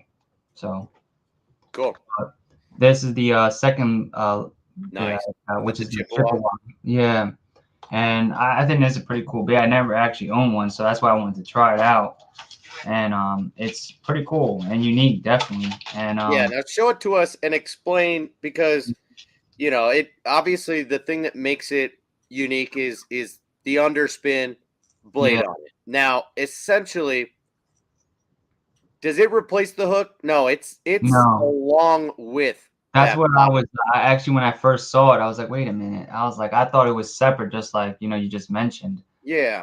The way that it seems like it's positioned, when the actual bait is like this and actually starts to like move, it seems like the blade will position itself like perfectly in between them somehow. That's what it seems like to me. So you think maybe the blade does not make contact with that middle hook? Or I think it probably will make kind of here and there, but I think it stays in between as it's moving. right. It'll be like leveled out, and the hook will move back a little bit. But so then is there a swivel and a split ring on there? Yeah, on the actual on the blade. On the blade. There's a split ring on the hook hanger, and then there's a swivel and another split ring attached to the blade. Yep. Okay. So what's to prevent anybody from doing that themselves? Why wouldn't... That's what I was gonna figure out, Why wouldn't an average angler But it's that, also a very unique profile too, Why not just take something like so and attach it to your favorite crankbait? Take the depths of oak. Why not? Very true. Do that. And I have a body that probably could work with it. Like, it has that steep, hump on the bottom. Yeah, why? That's why, I did get this to really see, what was the hype about it, why people were saying it was so good, and see if really it was, that good, or is it just, whatever. Well, because it's definitely, I don't want to call it a gimmick, right? It's something different. And the blade is definitely shaped different. I've never seen a blade look like this. Weird. It's got like a bent like shape to it. It's weird. Okay. Well, that's wild. Yeah, it's not like not just your average willow blade. Nah. That it's a unique blade, so that in itself is different. And but what makes the crankbait different? You say the shape, the round bill is a little bit rounded, so probably have that wide wobble. Right. And does it have a rattle in it? No, silent. Silent bait. Yeah, and then like I said, the body is pretty chunky. It's not the thinnest. Okay. So it definitely has that thick body to it, and it feels like a different type of plastic. Like, it feels different, but it definitely doesn't feel like normal type of crankbait. But it might be just a shallow to medium runner, maybe. Yes, I think it's a shallow. 3 to 5. Yeah, I think it only goes like 2 to 4 feet. Okay. Yeah. Let me see. 4 feet max. Yeah. So, okay. but it's a pretty cool bait, That's the reason why I wanted to see, how well it does, or just to see if it is actually as good as the people say. But I heard a lot of good things about that. It actually does well near cover, which was pretty surprising when I saw it, because I was like, how is this supposed to be good in cover when it has a round bill? Right. Well, no, that one's been on my radar for, I don't know, a year or two at this point. As just, when I say radar, I mean something that has caught my attention. I've probably added it to my cart once or twice over the last couple of years, but never actually like been all in on feeling like I needed it. But that's just because, again, I haven't known anybody personally that has said this is the bee's knees. Yeah, everybody's got to have it. Like it really excels in XYZ situation, which is, why eventually I was convinced by none other than you to get the freaking Evoke when, I was a little unsure about it for a while.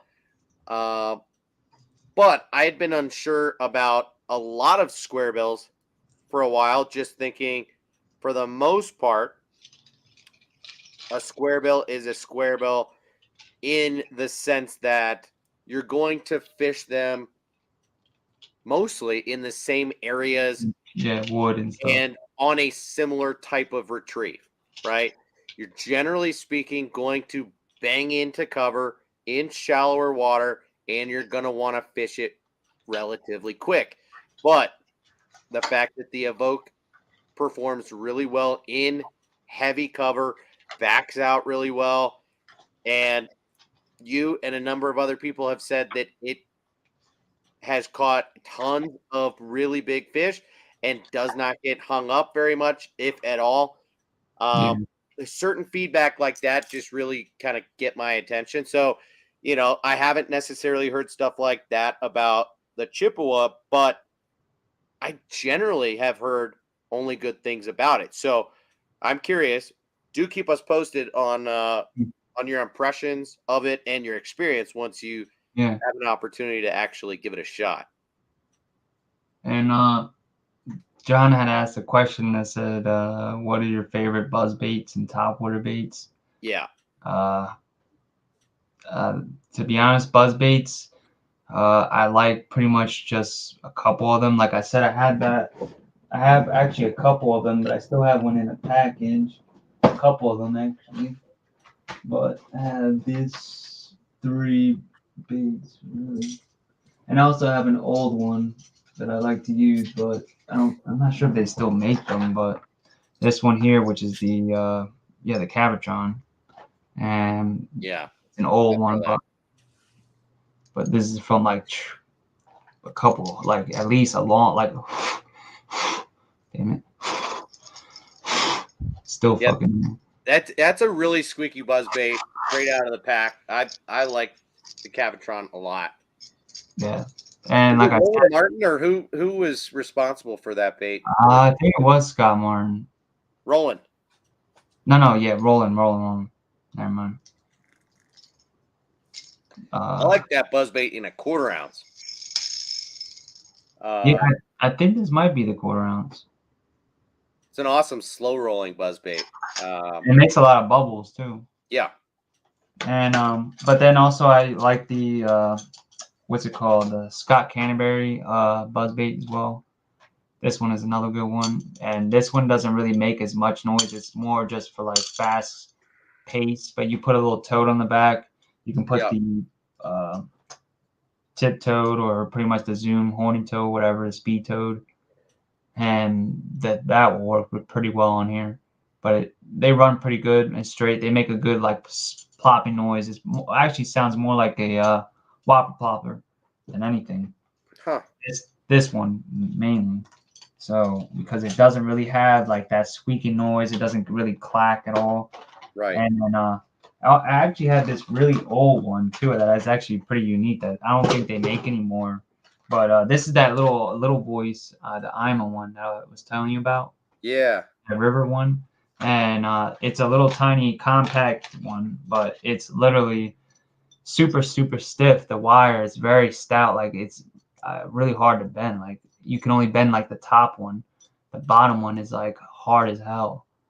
Like it's not even easy to bend. Like it just barely wants to bend. And it's very stiff, but like I said, the bottom of the face has that little cup on it, and that allows the bait to stay up on the water a little bit more, because if you look at it, it's angled.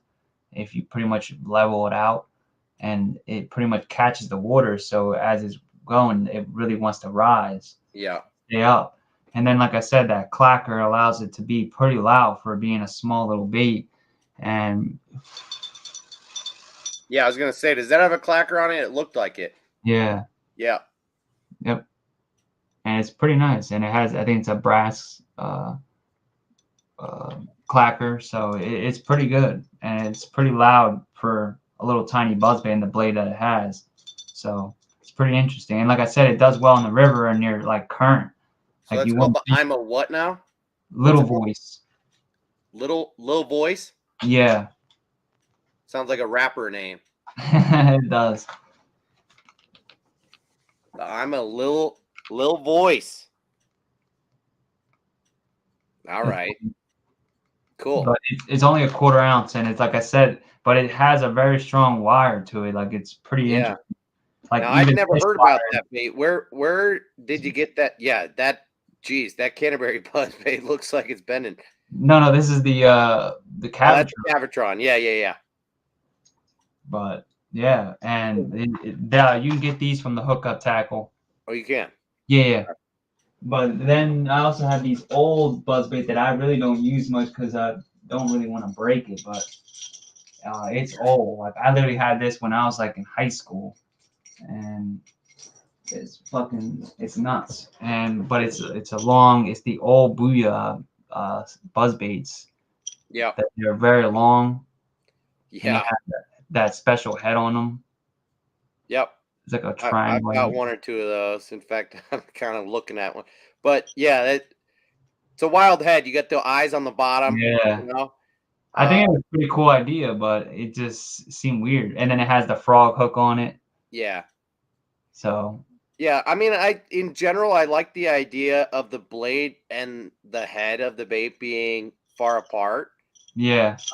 Because I feel like hookup ratio on a buzzbait can be meh sometimes, because of the blade potentially getting in the way. You know, like, do you throw a trailer hook on a buzzbait or no? Sometimes I don't. It matters on like the buzzbait. This one I probably wouldn't, obviously, because no, I wouldn't either. I probably do less so on buzzbaits than I do spinner baits, but you know, yeah, that's always kind of in the back of my mind is like, is that blade ever impeding the hook set on a buzzbait, right? Especially like some buzzbaits, like say the War Eagle, like the blade is pretty damn close to the hook, right? Yeah. Versus, you know, like here's the Megabass Jamaica Boa, you got a little bit more distance. I have them too, but I just haven't had luck with it.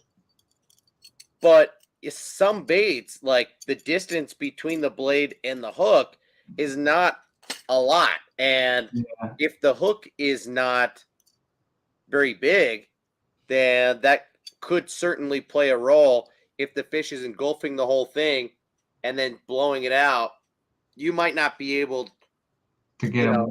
If the wire is relatively heavy gauge, that blade could definitely get in the way, right? Yep. And that's another thing. War Eagle's kind of underrated too in terms of being fairly squeaky straight out of the package. When you tune it a little bit and get it to where it like almost smacks the wire, it sounds amazing. Like if I go like this, put it down this way.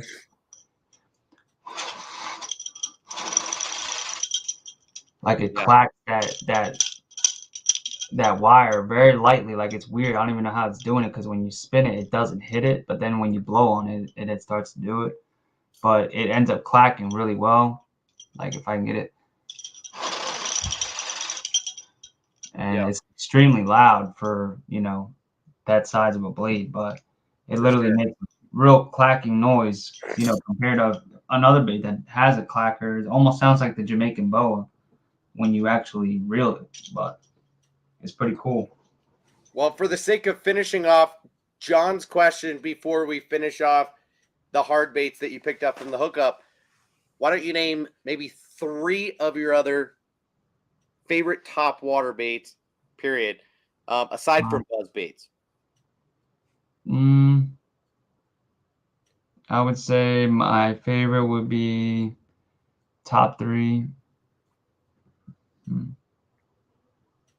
Yeah, don't you love being put on the spot like that? You know, you got to narrow it all down, dude.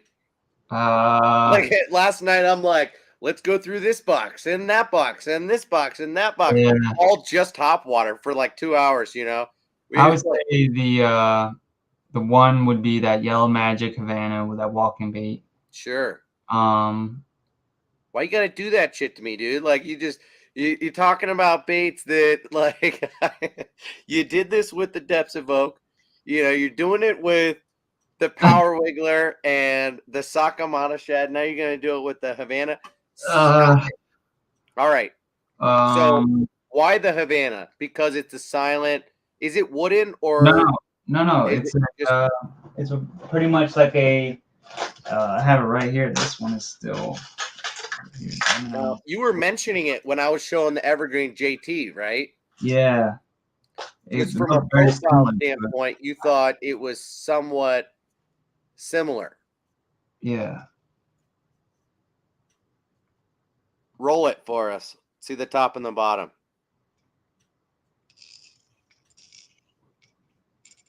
Oh, it's got rattles. All right.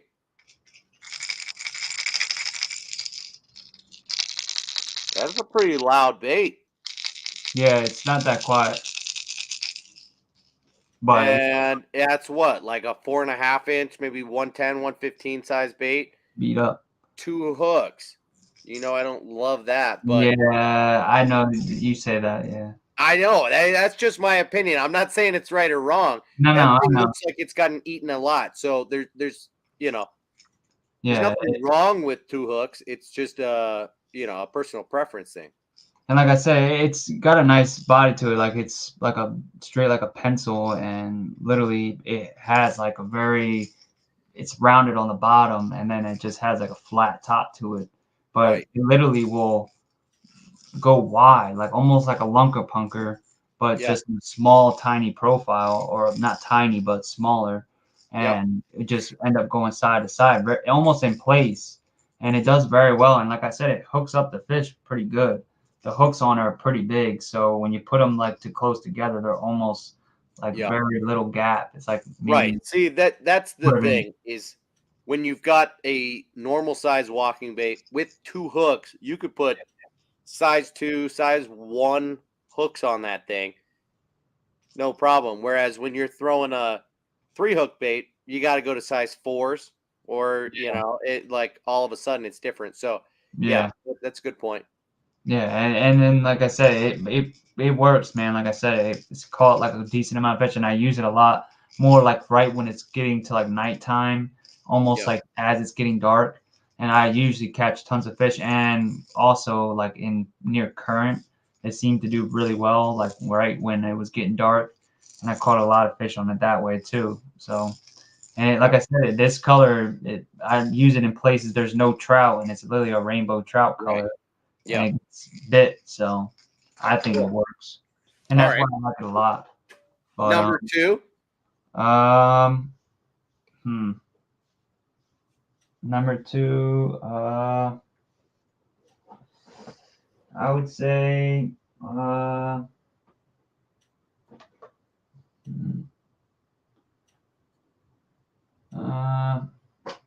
guess I really haven't had it that much. Nah, I wouldn't say that because I haven't had it for that long. And I guess a popper would be my second one. I guess a regular popper, but Rio Ricos. Yeah, that would be the second one. And I'd say a wake bait would be the third. Now, quick question with the Rio Rico. Yeah. Most people have probably seen Rick Clunn's video on the Rio Rico, or at least know about his history and or opinion about that bait and how it's quote unquote supposed to be fished. But I know that most people also don't use it like that. Do Yeah. you fish a Rio Rico traditionally, or are you working that thing fast?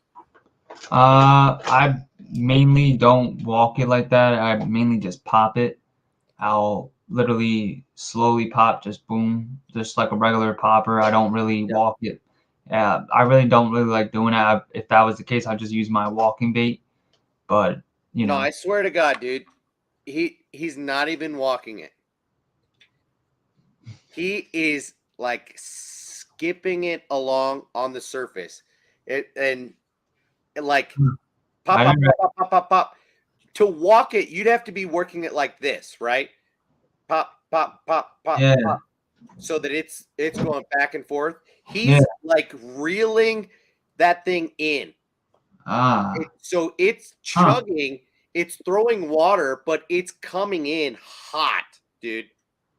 It's Hmm. on a straight line. It's not walking. Well, that almost reminds me of like this striper bait that guys use, and I have a couple of them, but it's like it's called a Yozuri Mag Dart, and it's literally a topwater sort of plug, and it has like a bent lip, Yeah. and it's meant to just go fast with it, and it just chugs water, and it sort of creates like a wake, and really it's just creating this cavity that just allows the fish to like see a bubble trail, Right. and just go nuts over that.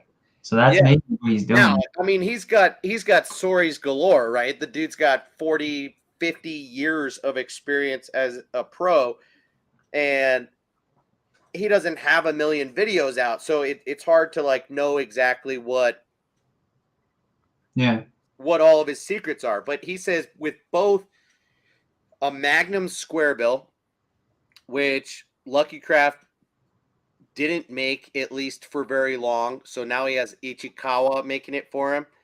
And with the Rio Rico, which was essentially a remake of the Rebel P70 Pop R, which he and lots of other people used to shave the bottom lip of.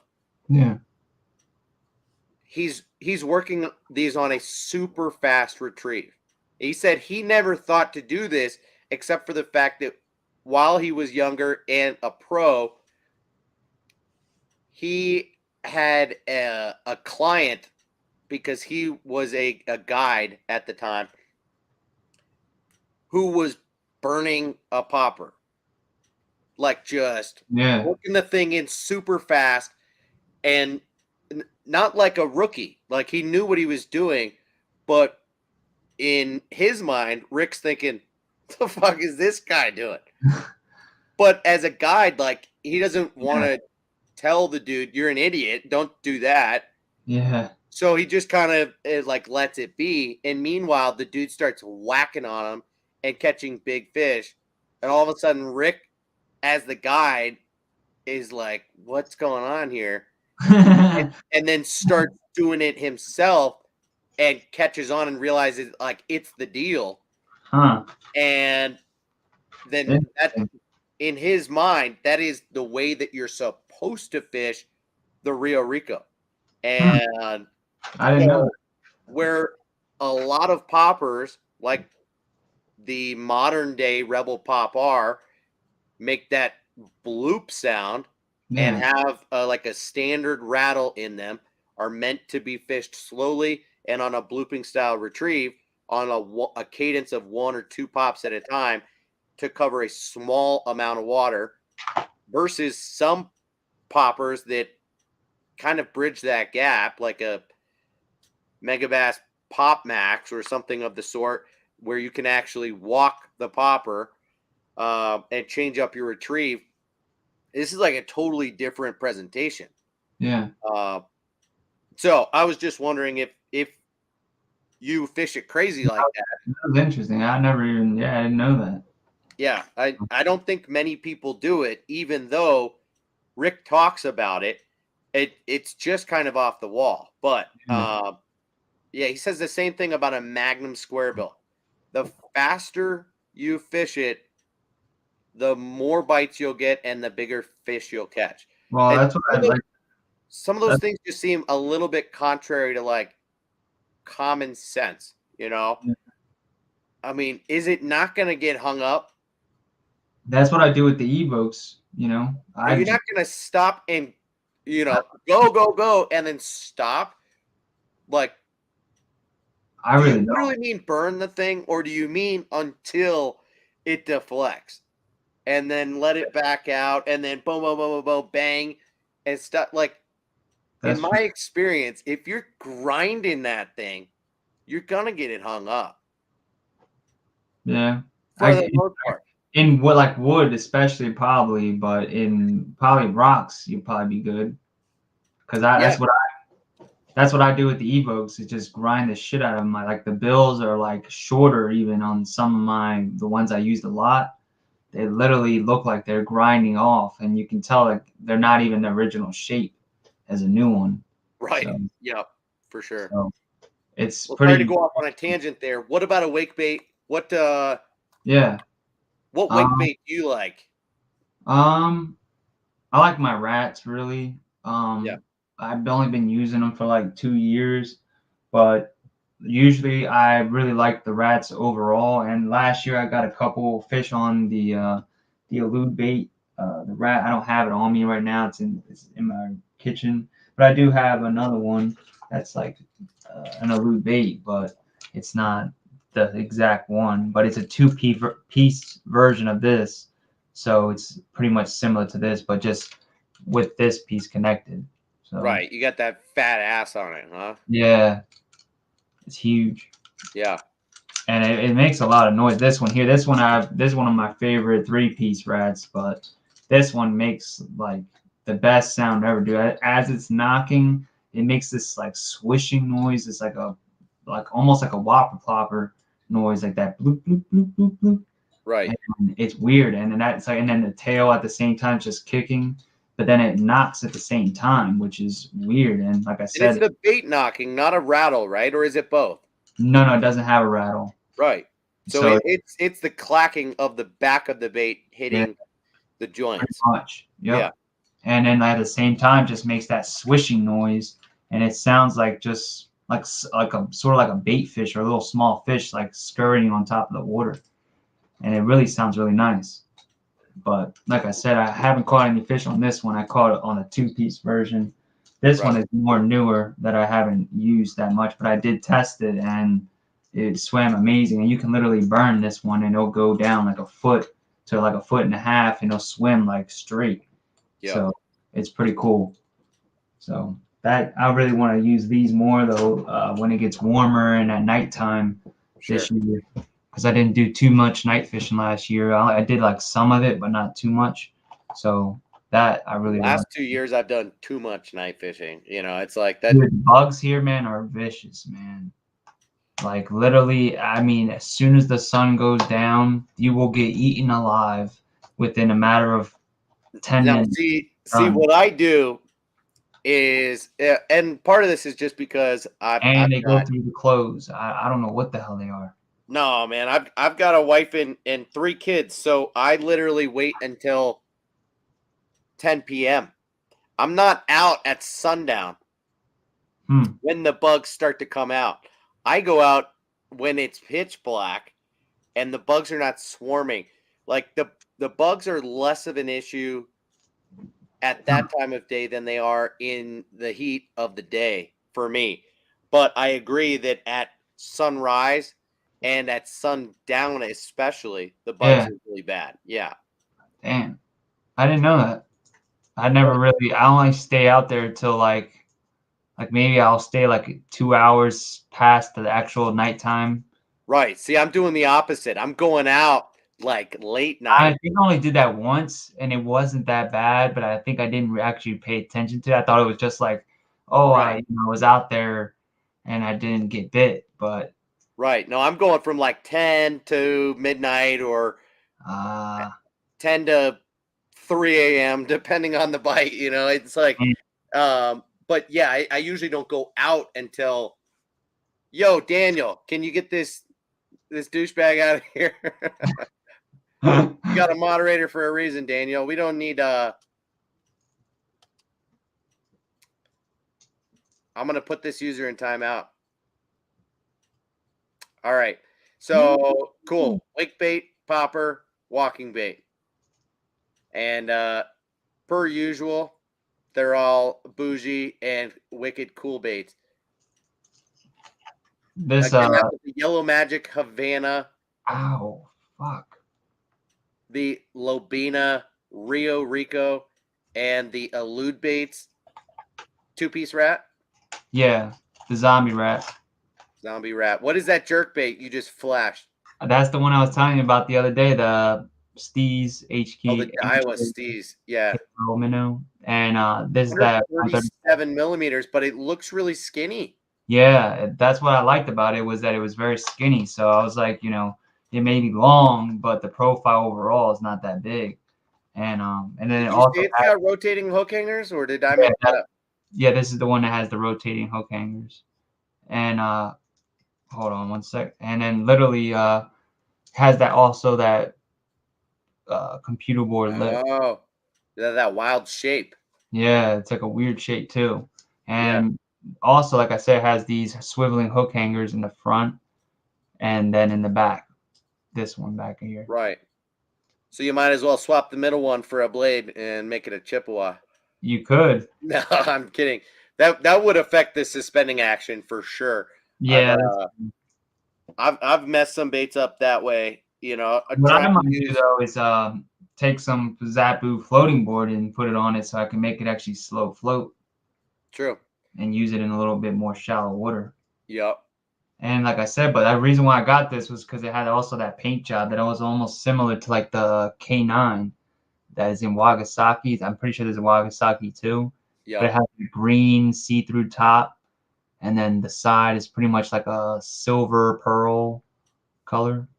So I wish it would focus on more.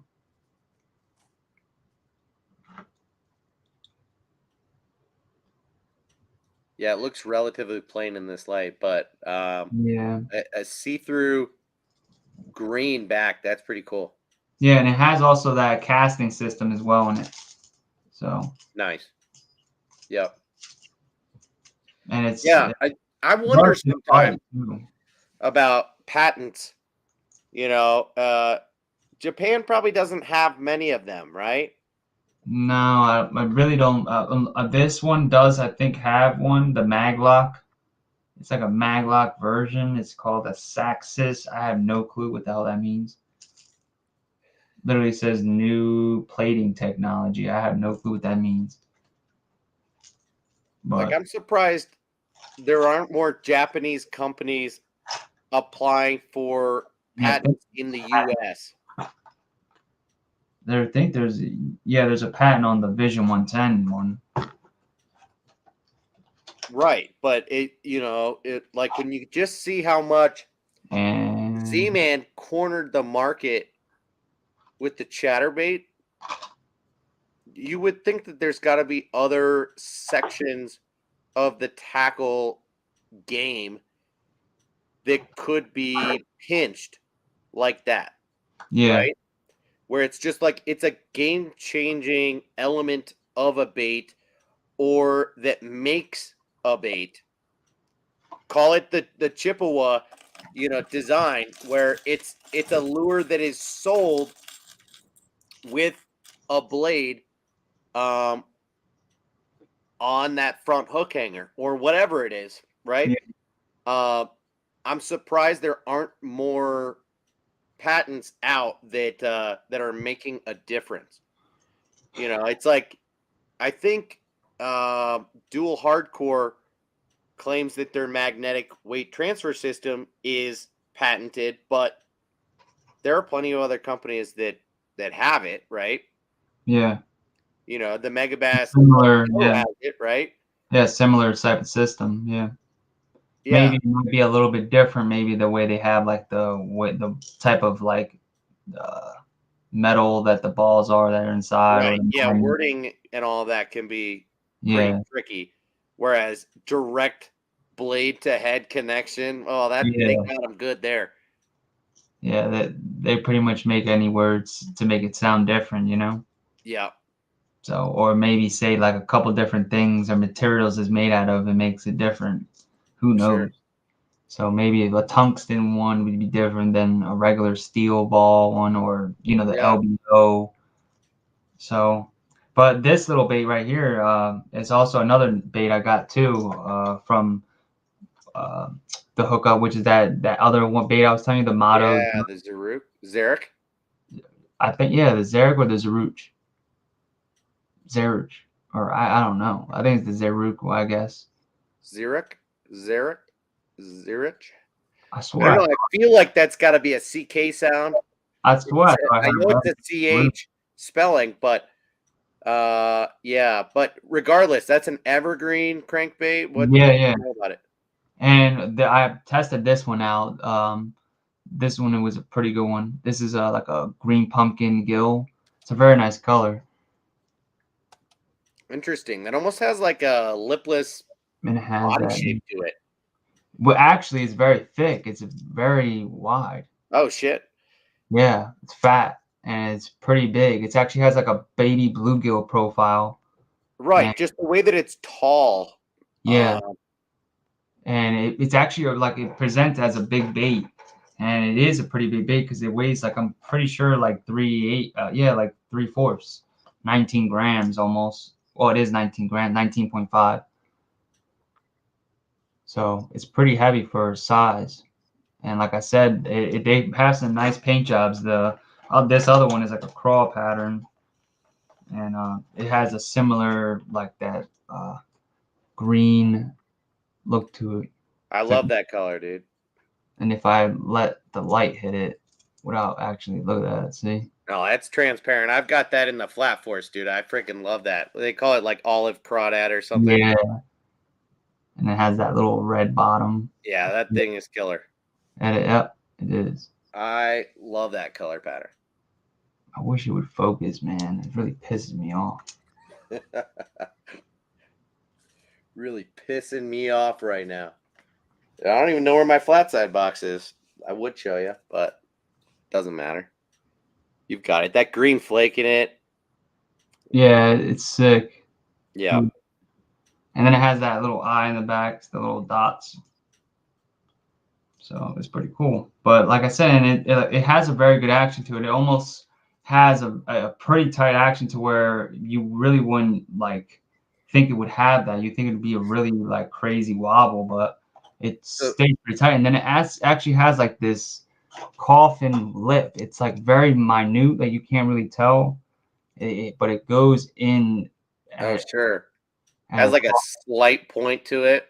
Yeah, and then right there, and then it goes back up. So it's like a little coffin bill that's very small, but it goes over cover pretty well. I hit a couple logs, and it went right over it pretty well. So ever since I started cutting my own bills, which is annoying, I've wondered about imperfect bill shapes and unconventional bill shapes, because it feels like most bills have one of maybe 5 different shapes, right? Yeah. You get a traditional square bill, maybe with slightly rounded edges, or maybe a little bit more crisp, or you get a something more like you would get with a more rounded edges of a square bill, like you get on the BDS, or you go to something like this on the Fritz side, or you get like a more true round bill, and there's not a lot of fluctuation outside that, right? But I've heard that certain baits, like, I don't know if it was the wigglewort, or it probably was the wigglewort, because it was that old mold that was fucked up, right? Yeah. And then the whole reason that Storm decided to trash it and redo it, Yeah, it was make it perfect, right? So inconsistencies. the Wigglewort had two sides that were different from another. Yeah. So when it was pressed together, the bill, the lip had, it was off, right? Yeah. So it It's like wasn't Storm perfectly lightning shads. rounded. It had this like divot in it where it was off, and that's what created the hunting action. So I've always kind of wondered about something that's shaped differently and not perfectly rounded. And I wonder if something like that that comes to the middle at a point instead of rounded affects the action. Yeah. It's like the Storm lightning shads, you know. The lips on them are same thing. It's like they're like uneven. Like Yeah. really Yeah, look. almost warped, right? Yeah. It like one side will have like a little bit higher leveled into it. Right. And Like but what if it you doesn't took, seem like it would fully crazy make it different, but it probably what it do is cause it to wobble out of nowhere and just right. go left or right somewhere. So Like are people out there doing that right now? You know, taking a crankbait, I have like, no you clue. know, you take a And six then and a also, I'm quarter. pretty sure the old wiggle warts, the weights used to get stuck as Right. well. Like these here, they get stuck as well. And some are like silent, some are noisy. Yeah, And I find that that's a big thing with like bomber baits and some Norman baits like, that yeah, are like butyrate or have that like soft rattle in them that they can get stuck for sure. yeah, Um, you know, especially bombers.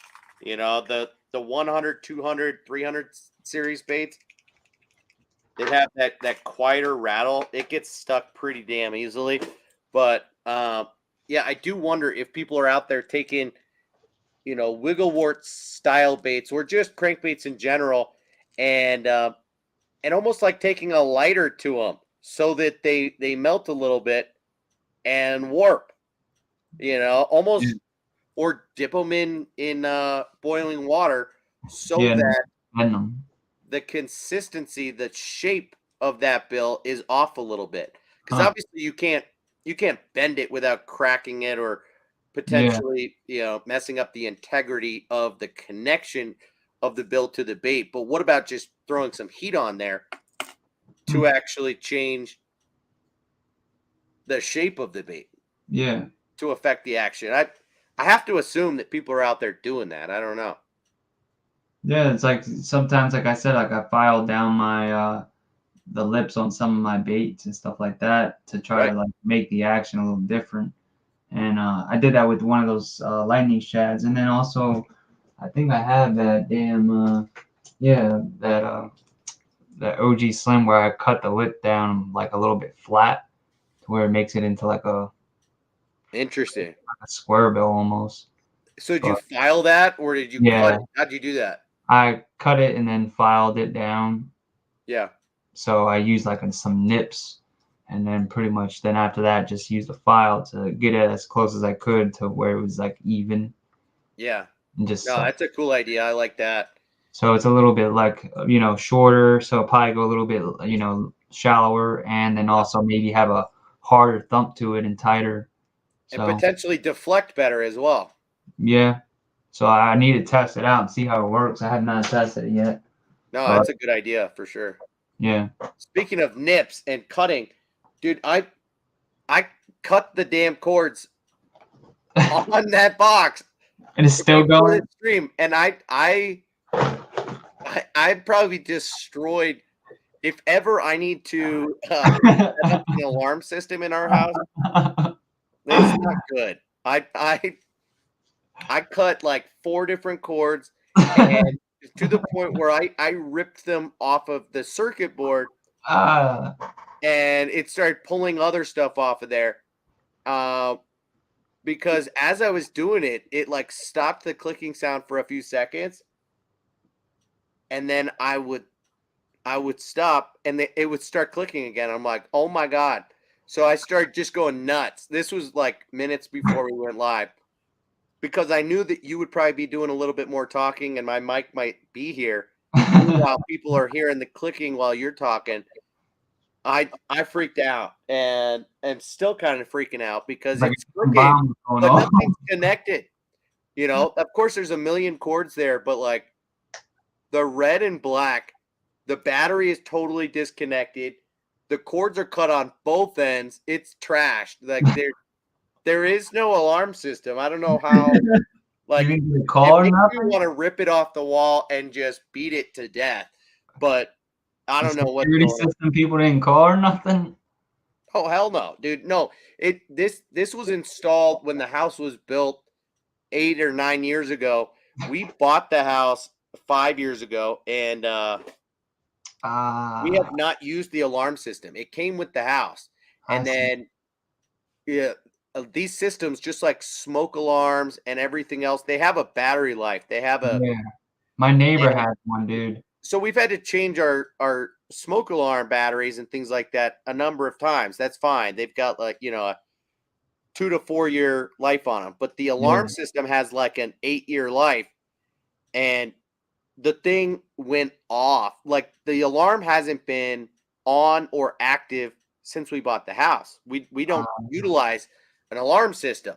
We've got the sign in our front yard, and the people who bought this house brand new did have an alarm system. So it's all hooked up and everything, but we don't pay a company to utilize an alarm system. So one night 6 months ago, the house went fucking nuts, dude. Yeah, from having my neighbor, dude. Like sirens I thought in the somebody house. was damn near about to like knock through our house. My whole house. My kids come screaming out. No. It was like sirens, like the cops were inside That's what my I'm house. saying. That is like going crazy, dude. I freaked out. They all start freaking out. And so I have to get a stool out, and I'm like beating this thing, trying. I ripped the cover off. I don't know what's going on. I cut the cords and it stops. I'm like, oh, thank God. And we all go back to bed. And the next thing I know, it's clicking in the basement. And here we are 3, 4, 6 months later, and it won't stop clicking. I've been talking about cutting the cords down here for a long time. I did that tonight, and it seems to have a mind of its own. So that happened literally to my neighbor, man. When I was literally here, like when my neighbor was here before when I originally moved here, that they were here and they ended up going on a vacation, and I guess they weren't like paying attention to the damn alarm system, and maybe that exact same thing happened to us, but their alarm went off. And they went off for like hours, dude. I mean, hours. It was literally like 3 hours. This thing was just going bam, bam. Burglar alarm, burglar alarm. I was like, oh my God. I was like, come on. And I'm telling you, dude, I don't even know where the sound was coming from. The damn speakers, you don't even see them. They're like hidden. And I'm like, where the hell is this shit coming from? And literally it sounded like someone's on a microphone screaming this. And I'm like, what the fuck? And my house has like shitty windows. You can hear literally people talking outside my damn window. And literally you could hear this shit inside, and I was going nuts. Because I'm that type of person where like something that repetitively keeps happening. Yeah. I'll be good for like the first 5 minutes, 10 minutes. Then after 30 minutes of it going off, I'm going to be like, dude, if they don't turn that off, I'm going to go turn it off for them. Right. Because no, the first couple months we lived in this house, I tolerated the thing, you know, announcing anytime a door was left open or whatever, it would like flash, and then a voice would say front door, or, you know, zone 28, whatever. And it would like talk to you and tell you what was left open, or, you know, what hadn't been set to like locked or whatever. And eventually I removed the batteries and disconnected that thing. So the screen near our garage door is totally blank. That thing's been done for years. But the battery finally ran out and the whole system went haywire, at the end of last year. That was very alarming, to say the least. Yeah, it's loud, man. I don't even know what kind of speakers they use for that, to be honest. Unbelievably loud, though. I'll tell you that much. Yeah, I really don't know what it is. But this is just to go off on a couple swim baits before we get off, because I finished off the hookup tackle stuff. But this is that swim bait I actually got from Japan, and literally it was from this guy named MBD, and it's called Bug Rocks. But he literally is from Japan, and he makes wood baits. These are wood. Wow. And this is I'm telling you, man, I tested it out and I was damn near surprised. I thought it was just going to be like, most of the other wood baits I've had where it kind of has like a natural wobble to them and very like kind of like random. They're not really very consistent. And this bait, man, I'm telling you, ran like a damn crankbait. And I was surprised. And the bill is amazing on it. It literally is like a crankbait bill. Yeah. And literally it hits cover and it'll go right over. It's perfect. And like I said, it also makes a very unique sound. Like it's almost like marbles in the water. Yeah. In the water, it's very high pitch. And dude, that's like 3 baits in one. And it's pretty cool. And like I said, a swim bait, a crankbait, a wake bait. Like what is it? It is a crank down. It goes about like 2 to 3 feet. You could keep it on the surface if you go very, very slow, but it really goes down. It starts diving quick, but it goes about 3 feet to 2 feet. And literally, it's very nice, man. And like I said, it literally swims straight as an arrow through the water. It doesn't go like to the side or wobble or go to, lean or roll. It stays straight. And I went pretty fast with it, and it would just go down. It went about like 4 or 5 feet on a very fast, retrieve. But like I said, it's very nice, and I was surprised by it. And it's visually, that thing is stunning. I mean, just looking at it, it's like, well, now I understand why you were or perhaps are still trying to sell that other yellow perch pattern swim bait that you bought like a year or 2 ago. That thing looks elementary. This thing, professional, dude. Yeah, man, it's a very, very nice bait. And actually, I was what's pretty cool about it was that I was kind of like helping him with the bait at the time because he was making perch patterns, but they were like really weird and they didn't look like perch patterns. They kind of look like a green sunfish.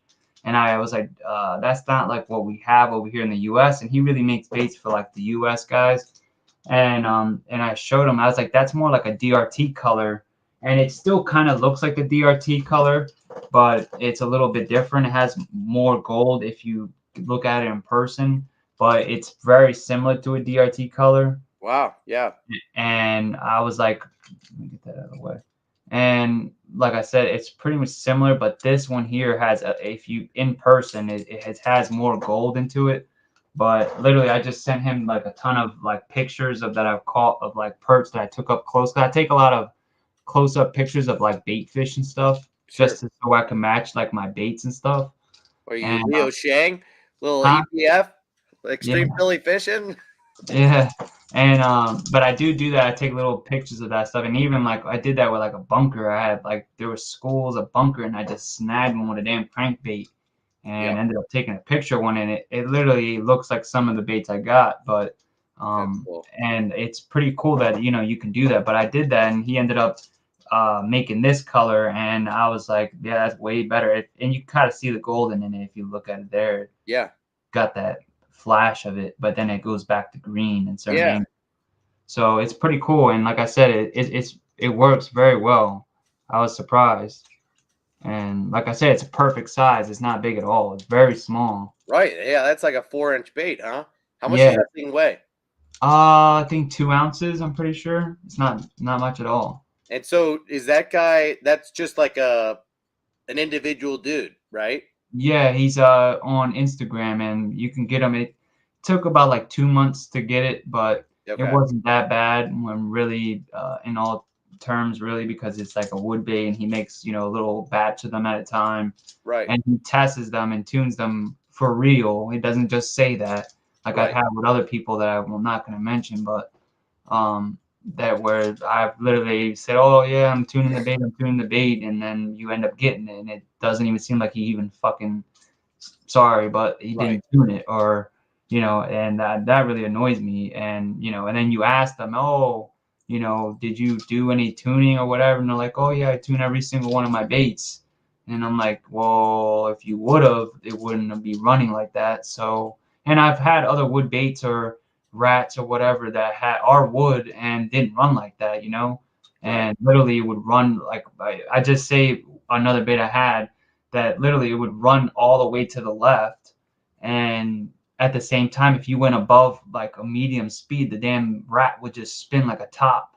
Yeah, And I was that's not like, cool. that's not what it's supposed to be doing. And it said that you're supposed to use it very slow. But I was like, then what's the point of a 3-piece, man? Like that's not the point of that. Like 3-piece are meant to go faster and retrieve faster, and the 2-piece is meant to go slower and allow you to just fish slower and get that louder knock. So I was like, what's the point of that? And when I asked them about that, the bait, I was wanting a bait that I could go faster with, and then it just ends up all of a sudden now I got to go slow with it. You should have said that in the beginning. Right. So it just, I don't know, it's sometimes misleading, and they'll tell you what you want to hear, and then all of a sudden it switch up on you. Yeah. But like I said, I was very surprised with this, and then I got the bait very quickly. It was like 6 days or 5 days I got it, and came right to my door in a nice little package. It wasn't all beat up. So I think he If you don't sent, mind me asking, how much did you pay for that? that's 130. Okay. Yeah. And the paint job seems to be pretty durable. Like within the time that I've used it, I use it about 3 times, a couple hours a time, and it seemed like it hasn't had much scratches. It just got like almost like little just pinpoints, pretty much Sure. from the hooks hitting it, but no Yep. cracks. Nice. Like some other baits I've had. And then this is another bait, which is like a giant version of it, which is the Elude, and that's the grenade gill and from Elude, and this is just like pretty much like a giant version of that bait. And this one, which is what I like about it, is that it's a resin bait, but then it has like a wood sound, and I've never heard like a damn resin bait do that. Interesting. And it has a very good sound to it, and it's surprising. But then also I tested it, and it's a lot different than his older ones. Like the older ones, they weren't the best. They were like you could only go so fast with it. This one, it seemed like it could go faster and was a lot more stable, and it stayed centered. It didn't want to lift up to the side, and that sometimes happens with resin baits because resin is very buoyant and it wants to lift up on itself. But when it was cranking it pretty fast, it was working pretty well, and it seemed to stay true. But it didn't go that deep. But he said if you, I asked him about that, and he said if you go and just make a long cast, I wasn't casting very far. I was more like short cast. And he said if you cast it on a long cast, you can probably get it around 2.5 feet. And so I was like, that's not bad. And then also I was gonna say I could try the deep tracers I got, which I got those, and I wanted to try that on that. So I already have one bait I got rigged up with them, but I haven't tried it. But I do want to try that, so it should be. How much deeper does that deep tracer typically make it run? It can go pretty much as far as you want if you want to just keep. If you count it down, it'll go all the way. Yeah, so it's just as pretty much that tracer really does, and I figured it out. I thought it was really that it was making the bait sink on its own, and I guess if you have a slow sink bait, it will do that. But what it is if this bait floats and the deep tracer's in the front, it just causes weight to be pushed down to the front, and then it causes the bait to want to nose down, and then it just dives. So that's really what it's doing. It's not really actually weighting the bait down to make it, actually sink. It's more or less making the bait just angle in a certain way to where it'll dive further down. And that's really what you're doing. But it's still a pretty cool method. And like I said, they say it's good for like near wood and rocks and stuff like that. It doesn't want to hook up and stuff like that. So it's pretty cool. And they're not really made in big batches either. That's I'm pretty sure they have. This is the little card. It comes with like every bait he makes. They have like a little card he puts in, and literally it tells you the amount of he makes and when it was tested. Nice. Yeah, I've seen those before. I like that little personal touch. So, and this one is batch number 5, 18 out of the 21, and it was made March 3rd. And it says resin. But like I said, he's a cool guy, and like I said, he makes some cool stuff. He makes so many damn baits that like literally sometimes it's hard to even like know how many he has, because sometimes he makes stuff that he doesn't even release, or that it's just like a limited run of. He makes one time and then gets rid of it. So, and he's very like a Christian type of guy. He's always putting like he has like Bible verses on the back of his stuff and things like that. So, and it's pretty cool. And like I said, he also, I think the first time he did it for me, and the first time you buy from him, he gives you like it's like a little Bible book. It's not like a Bible, but it's more like just like a spiritual book, and it's pretty cool just overall that someone does that with the bait. Yeah, that's interesting. Good on him. Yeah, and he's a real positive guy. Like, and then like I said, he hooks up people. Like, I've got most of my baits from him, literally from him directly, not from the website. And it was because like I just talked to him or message him and be like, oh hey, do you have any of these left or whatever or anything like that. I was waiting for these since like October, and he kept saying that he was working on them, but he had got some surgery done or something like that, and had to like skip, or was taking a really long time to really make them, or it was that he was working on like wood baits or something, and ended up pushing it further and further, and then ended up making them, and then I ended up getting the last one of those in that color. So that was the last one. I got lucky, to be honest, and ended up buying the last one. But it was pretty cool, and like I said, it's a pretty nice bait, and but when you toss it, it sounds like a damn grenade. And that's why I was wondering where if that's where he got that idea from, was that when it hits the water, it literally sounds like a damn someone belly flopping. It's crazy. Well, that thing is chunky for sure. I mean, it does look like a giant version of that other one that you got from Japan. And then this is the UFO that I had got that I've been waiting for a long time, but it had issues where the bait that I got in the beginning, it wasn't the bait that I wanted. And it was just a big confusion, because at the time I didn't know what, I was new to the UFO guy's baits, and I didn't know that he had different versions of the baits, like multiple different versions of a crankdown. Like he has a shallow crankdown, and then he has a deep crankdown, but the shallow crankdown doesn't even go deeper than a foot. So that's a wake. And I was confused. And I think that's why I see a lot of guys selling them when I do see them, because I think they got confused just like me, and thought it was going to be a shallow crankdown, which usually goes around 2 to 3 feet. And it wasn't. So I was like, I thought it was a mistake. I thought I was like, holy shit, wait, what happened? I thought I got messed up. So I messaged him, and he was like, oh no, it was just that it was a confusion, that I thought you wanted the shallow one and not the deep one. So he ended up, I traded him back and sent it, and got it again, and waited about like a month or so and got this one back. So it's pretty cool. But like I said, I haven't tested this one yet, but this is one I got recently. Looks great. Yeah, it's a nice bait. The other one I did test though, and it seemed to run straight as an arrow. And like I said, I burned the hell out of it, and it wouldn't like roll or anything. It stood like true. And I think that's what they're known for. The UFO stuff is they're known to be very stable, but it doesn't have like a crazy noise or anything. It just makes a lot of splashing when it was doing that. But this one has more of an angle to the bill, so it definitely will crank down. And it's supposed to go like, I think 3 to 4 feet. So it's not like deep, but it's really a shallow sort of range that's not too bad and not too crazy, but it has a nice paint job. Yep. And then, like I said, the face right here I wish I had the light better on it, but it's got like this shiny paint job on it that you can't really see, but it's pretty cool and light. I wish I had my damn flashlight on me, but I don't. It looks really well made. That paint job looks fantastic. Yeah, the clear coat is definitely really good. And then this is another one I got, which is kind of a couple weeks ago, like a while ago. But this is a clickbait deep diving, pretty much crank down, and it's got a 3-piece. And I've used this a couple times and used it in pretty much shallow water, but it's not too shallow. It's about like 5-6 feet, and but that's generally shallow for this type of bait.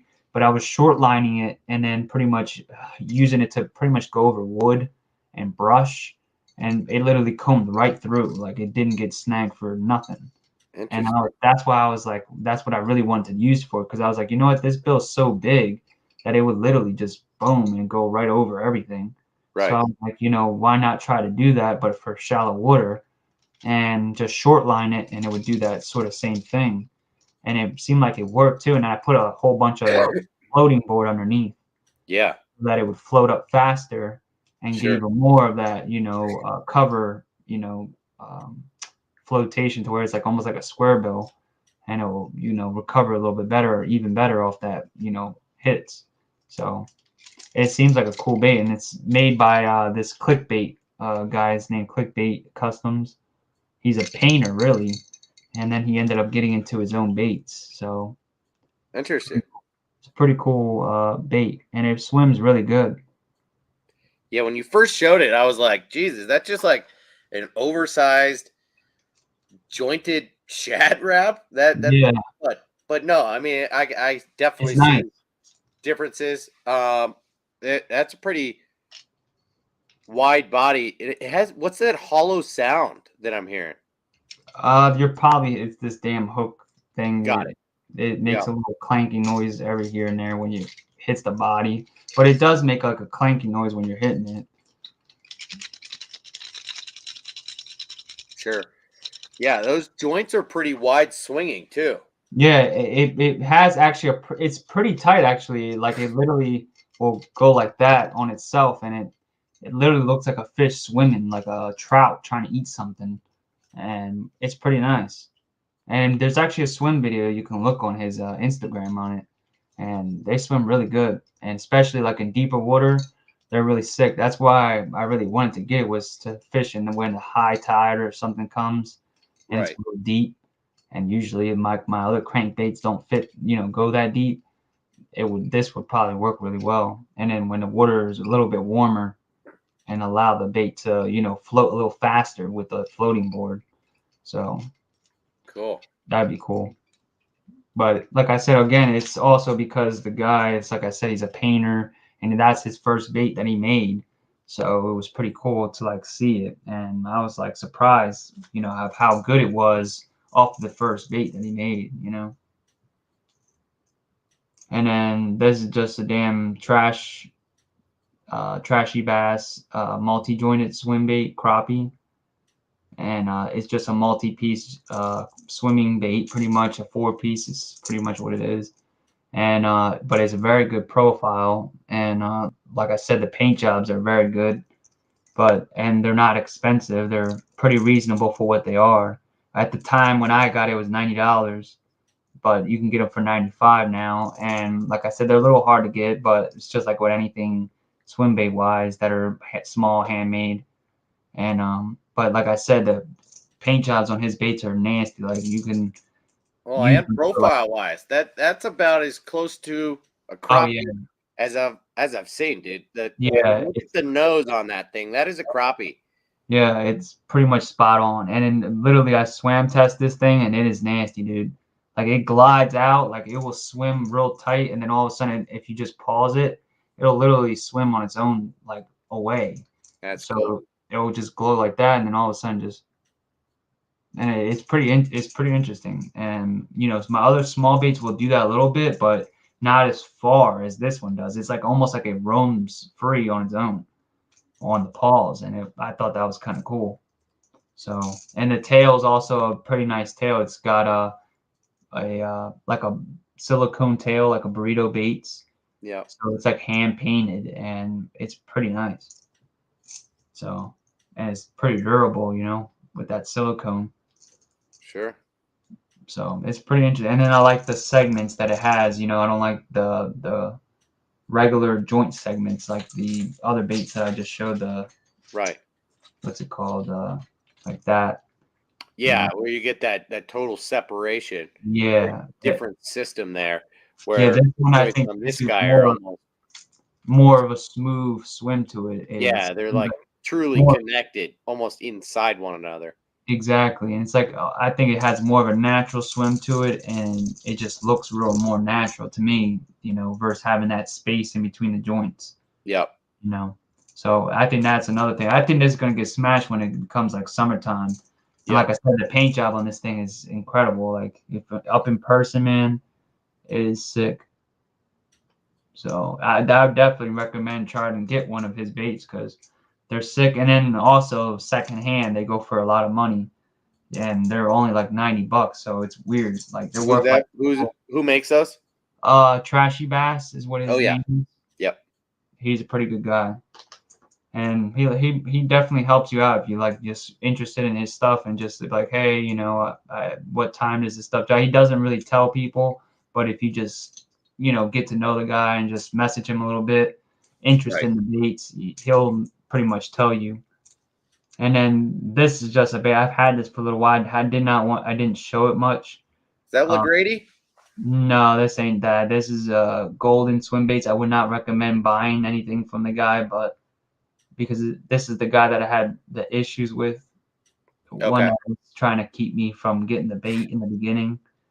And like he had like took my money, but then ended up, making me wait and lying about it. Right. And it was weird. And like I said, other people have been blasting him as well for the past year or so or more. And I didn't know that at the time. I was just more like I said, I saw the bait and was like, oh snap, it's not that much money. It was like, $80 or some shit.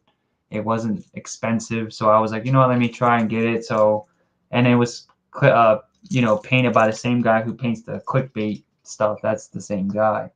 And so, and he makes a nice bluegill pattern.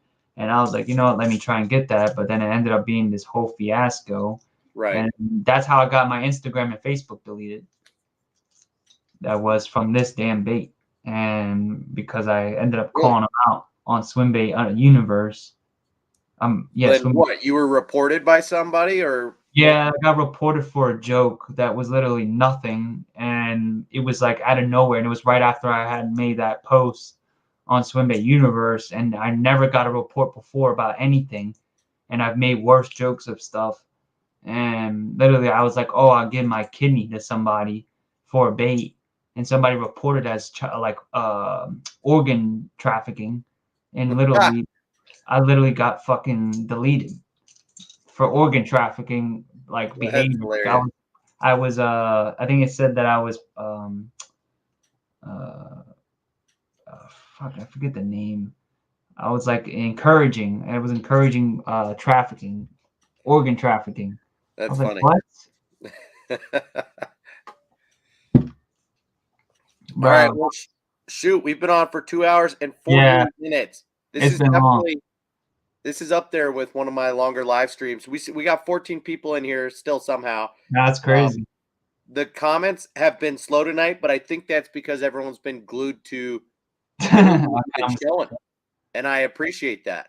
I will mention real quick because John Smith had a great piece of advice that I should have gone outside to the electrical box and checked first to see if there was a switch. Oh, man. Because odds are when they built this house, because these people wanted the security system, there's probably a switch that I could have flipped that is dedicated to the security system.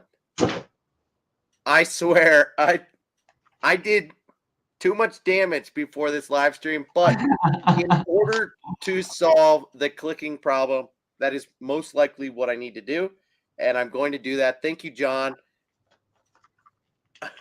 After you destroyed it. Yeah, I've already done the damage, but I have not beat it with a baseball bat just yet or ripped it off the wall. Most of the wiring is still intact. It doesn't matter. Back together. Regardless, Daniel says you can learn more listening than you can talking. Haha. Yeah, for sure. And Matt has a lot of knowledge to dish out. So thank you very much for sharing everything, man. Yeah. It was cool to come on. So yeah, I super appreciate it. It was fun. Time flew by tonight. I don't know how.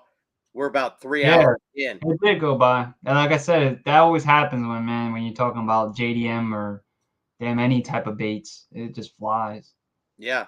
Well, thank you for the suggestion last night. It was fun to do this. We should definitely do more live streams together in the future. Yeah. And I'd be happy to do it on your channel. I appreciate you being willing to do this. If we could figure out how to do the double stream thing. I know that people have done that. Yeah, before. I think what it is that I have to be logged in at the same time, and I didn't do that. That's what I was trying to do before the stream was, but then it was like asking me to go back into my email and doing some other stuff. But I think what I can do is I think you have to be logged in at the same time, and then you just hit record, and then it starts to record on your channel. Oh, interesting. All right. Well, we could figure that out. I know that at least, or you make 2 different separate live streams and they're like connected or somehow. I really don't know how that would work.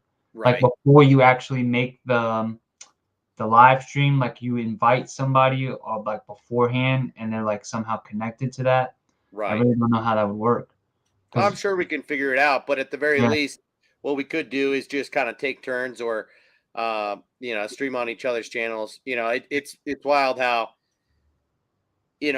like I get what 5 to 10% of the viewers that Debo gets, but I've also got 5 to 10% of the subscribers that he has. But it's weird. Like you would think that more with as many people as these guys have, like 100,000 subscribers or whatever, that they there would might be 1,000 or 2,000 people in there. Or, yeah, like it's weird. Yeah, I don't understand it. And then I look at other people's channels that are like maybe like a streamer or some sort of thing where they're a gamer, and they'll have like 10,000 people in their thing, right? But then they have like 1 million followers. Like, how the hell does that work? Like, does that mean like 1% of your followers are actually watching you live, or right, or even less, right? Like I think a lot of the live stream stuff, it's like a different algorithm in itself, right? Like I don't ever pay for UFC fights, but I don't illegally stream this stuff either. So there are a couple of channels on YouTube that I will watch that are literally dudes that live stream and are like amateur commentators themselves. Yeah, it's like well, imagine me with a laptop right here off screen where I'm watching the fight and I'm explaining to everybody watching the live stream what's happening. Yeah, it's like an editing of the damn fight. Right. You don't get to see the fight. You just get to see me see the fight and tell you what's going on. And so these dudes end up getting thousands of people watching because people hop on wanting to see the actual fight. The fight somehow live on YouTube, which would never happen. It would get copyrighted instantly. It would get removed in 5 seconds, right? So I don't know why people are doing that, but then they see that there's something live with the title of the fight, so they hop on and they see, oh, I can actually like live vicariously through someone who's watching the fight. Yeah. This is better than nothing. And that's ultimately, I think, what happened with me in the first place. I'd like to give myself more credit and say that I'm not that stupid. Well, you can like I think there's this damn thing. I'm not sure if it's illegal or not, but It's this damn stick you can get for your damn TV. It's like a Fire Stick, but Right, it's like a like a Roku type of thing. yeah, but it's a hacked one, and Interesting. I'm not sure that's illegal or not, but it's like a lot of people can do it, but it's literally a hacked one, and you can plug it in, and you get pay-per-view fights, everything for free. What? And yeah, it's pretty weird. And literally, you can watch movies that just came out. It's pretty insane, and it's Interesting. pretty sick. Yeah, you got to look it up. It's pretty interesting. And I And you think you have one? can. Yeah, I have one. Yeah, I have one. Well, interesting. Yeah, I'll have to look into that. Because I have I don't know what kind of stick, but I've got Sling TV. You know, I got rid of Comcast cable a year ago or something, and I feel mixed about all these different uh live TV services where you can pick and choose and get some shit. And like I've got Yeah, this thing, dude, you can get like unlimited. Like I'm talking about like thousands of movies. Like it's nuts. yeah, that sounds wild, but I'm interested. So let's talk more about that offline. But guys, Yeah. thank you so much for hanging out tonight. Still 15 people in here, even though we're talking about God knows what. If you haven't already, hit the thumbs up button. Make sure you subscribe to the channel. Go subscribe to Matt. His channel, as in the title of this live stream, is SouthJerseyFisherman028. Can be a little hard to find, so just plug it in Make the sure to bar. just a little tip too is like just in case anyone else sees this video is that when you're gonna go type my name, make sure to put no spaces in it. Just make sure to type it out as one, and sometimes that does help. But And I think I did that right in the live stream. Did I or did I not? I think so. I'm not sure. Yeah, I did. It looks right in the title of this video. Oh, okay, cool. I didn't know if it So, was the title in the video. I haven't seen it. yeah. JDM lure unboxing with South Jersey Fisherman Yeah. 028. Saturday Night Live bass fishing talk. Cool. Well, Yep. guys, thank you for hanging out. Matt, thank you for your time. Yeah, Appreciate it. no problem, man. And guys, we'll see you in the next one. We'll see you sometime. Take care, everyone. Most likely Thursday, Friday, something like that. Keep your eyes peeled. I'm trying to make a purchase between now and then so that I might have an unboxing for you guys by then. But have a good one, guys. Enjoy the rest of your weekend, and see you next time. All righty.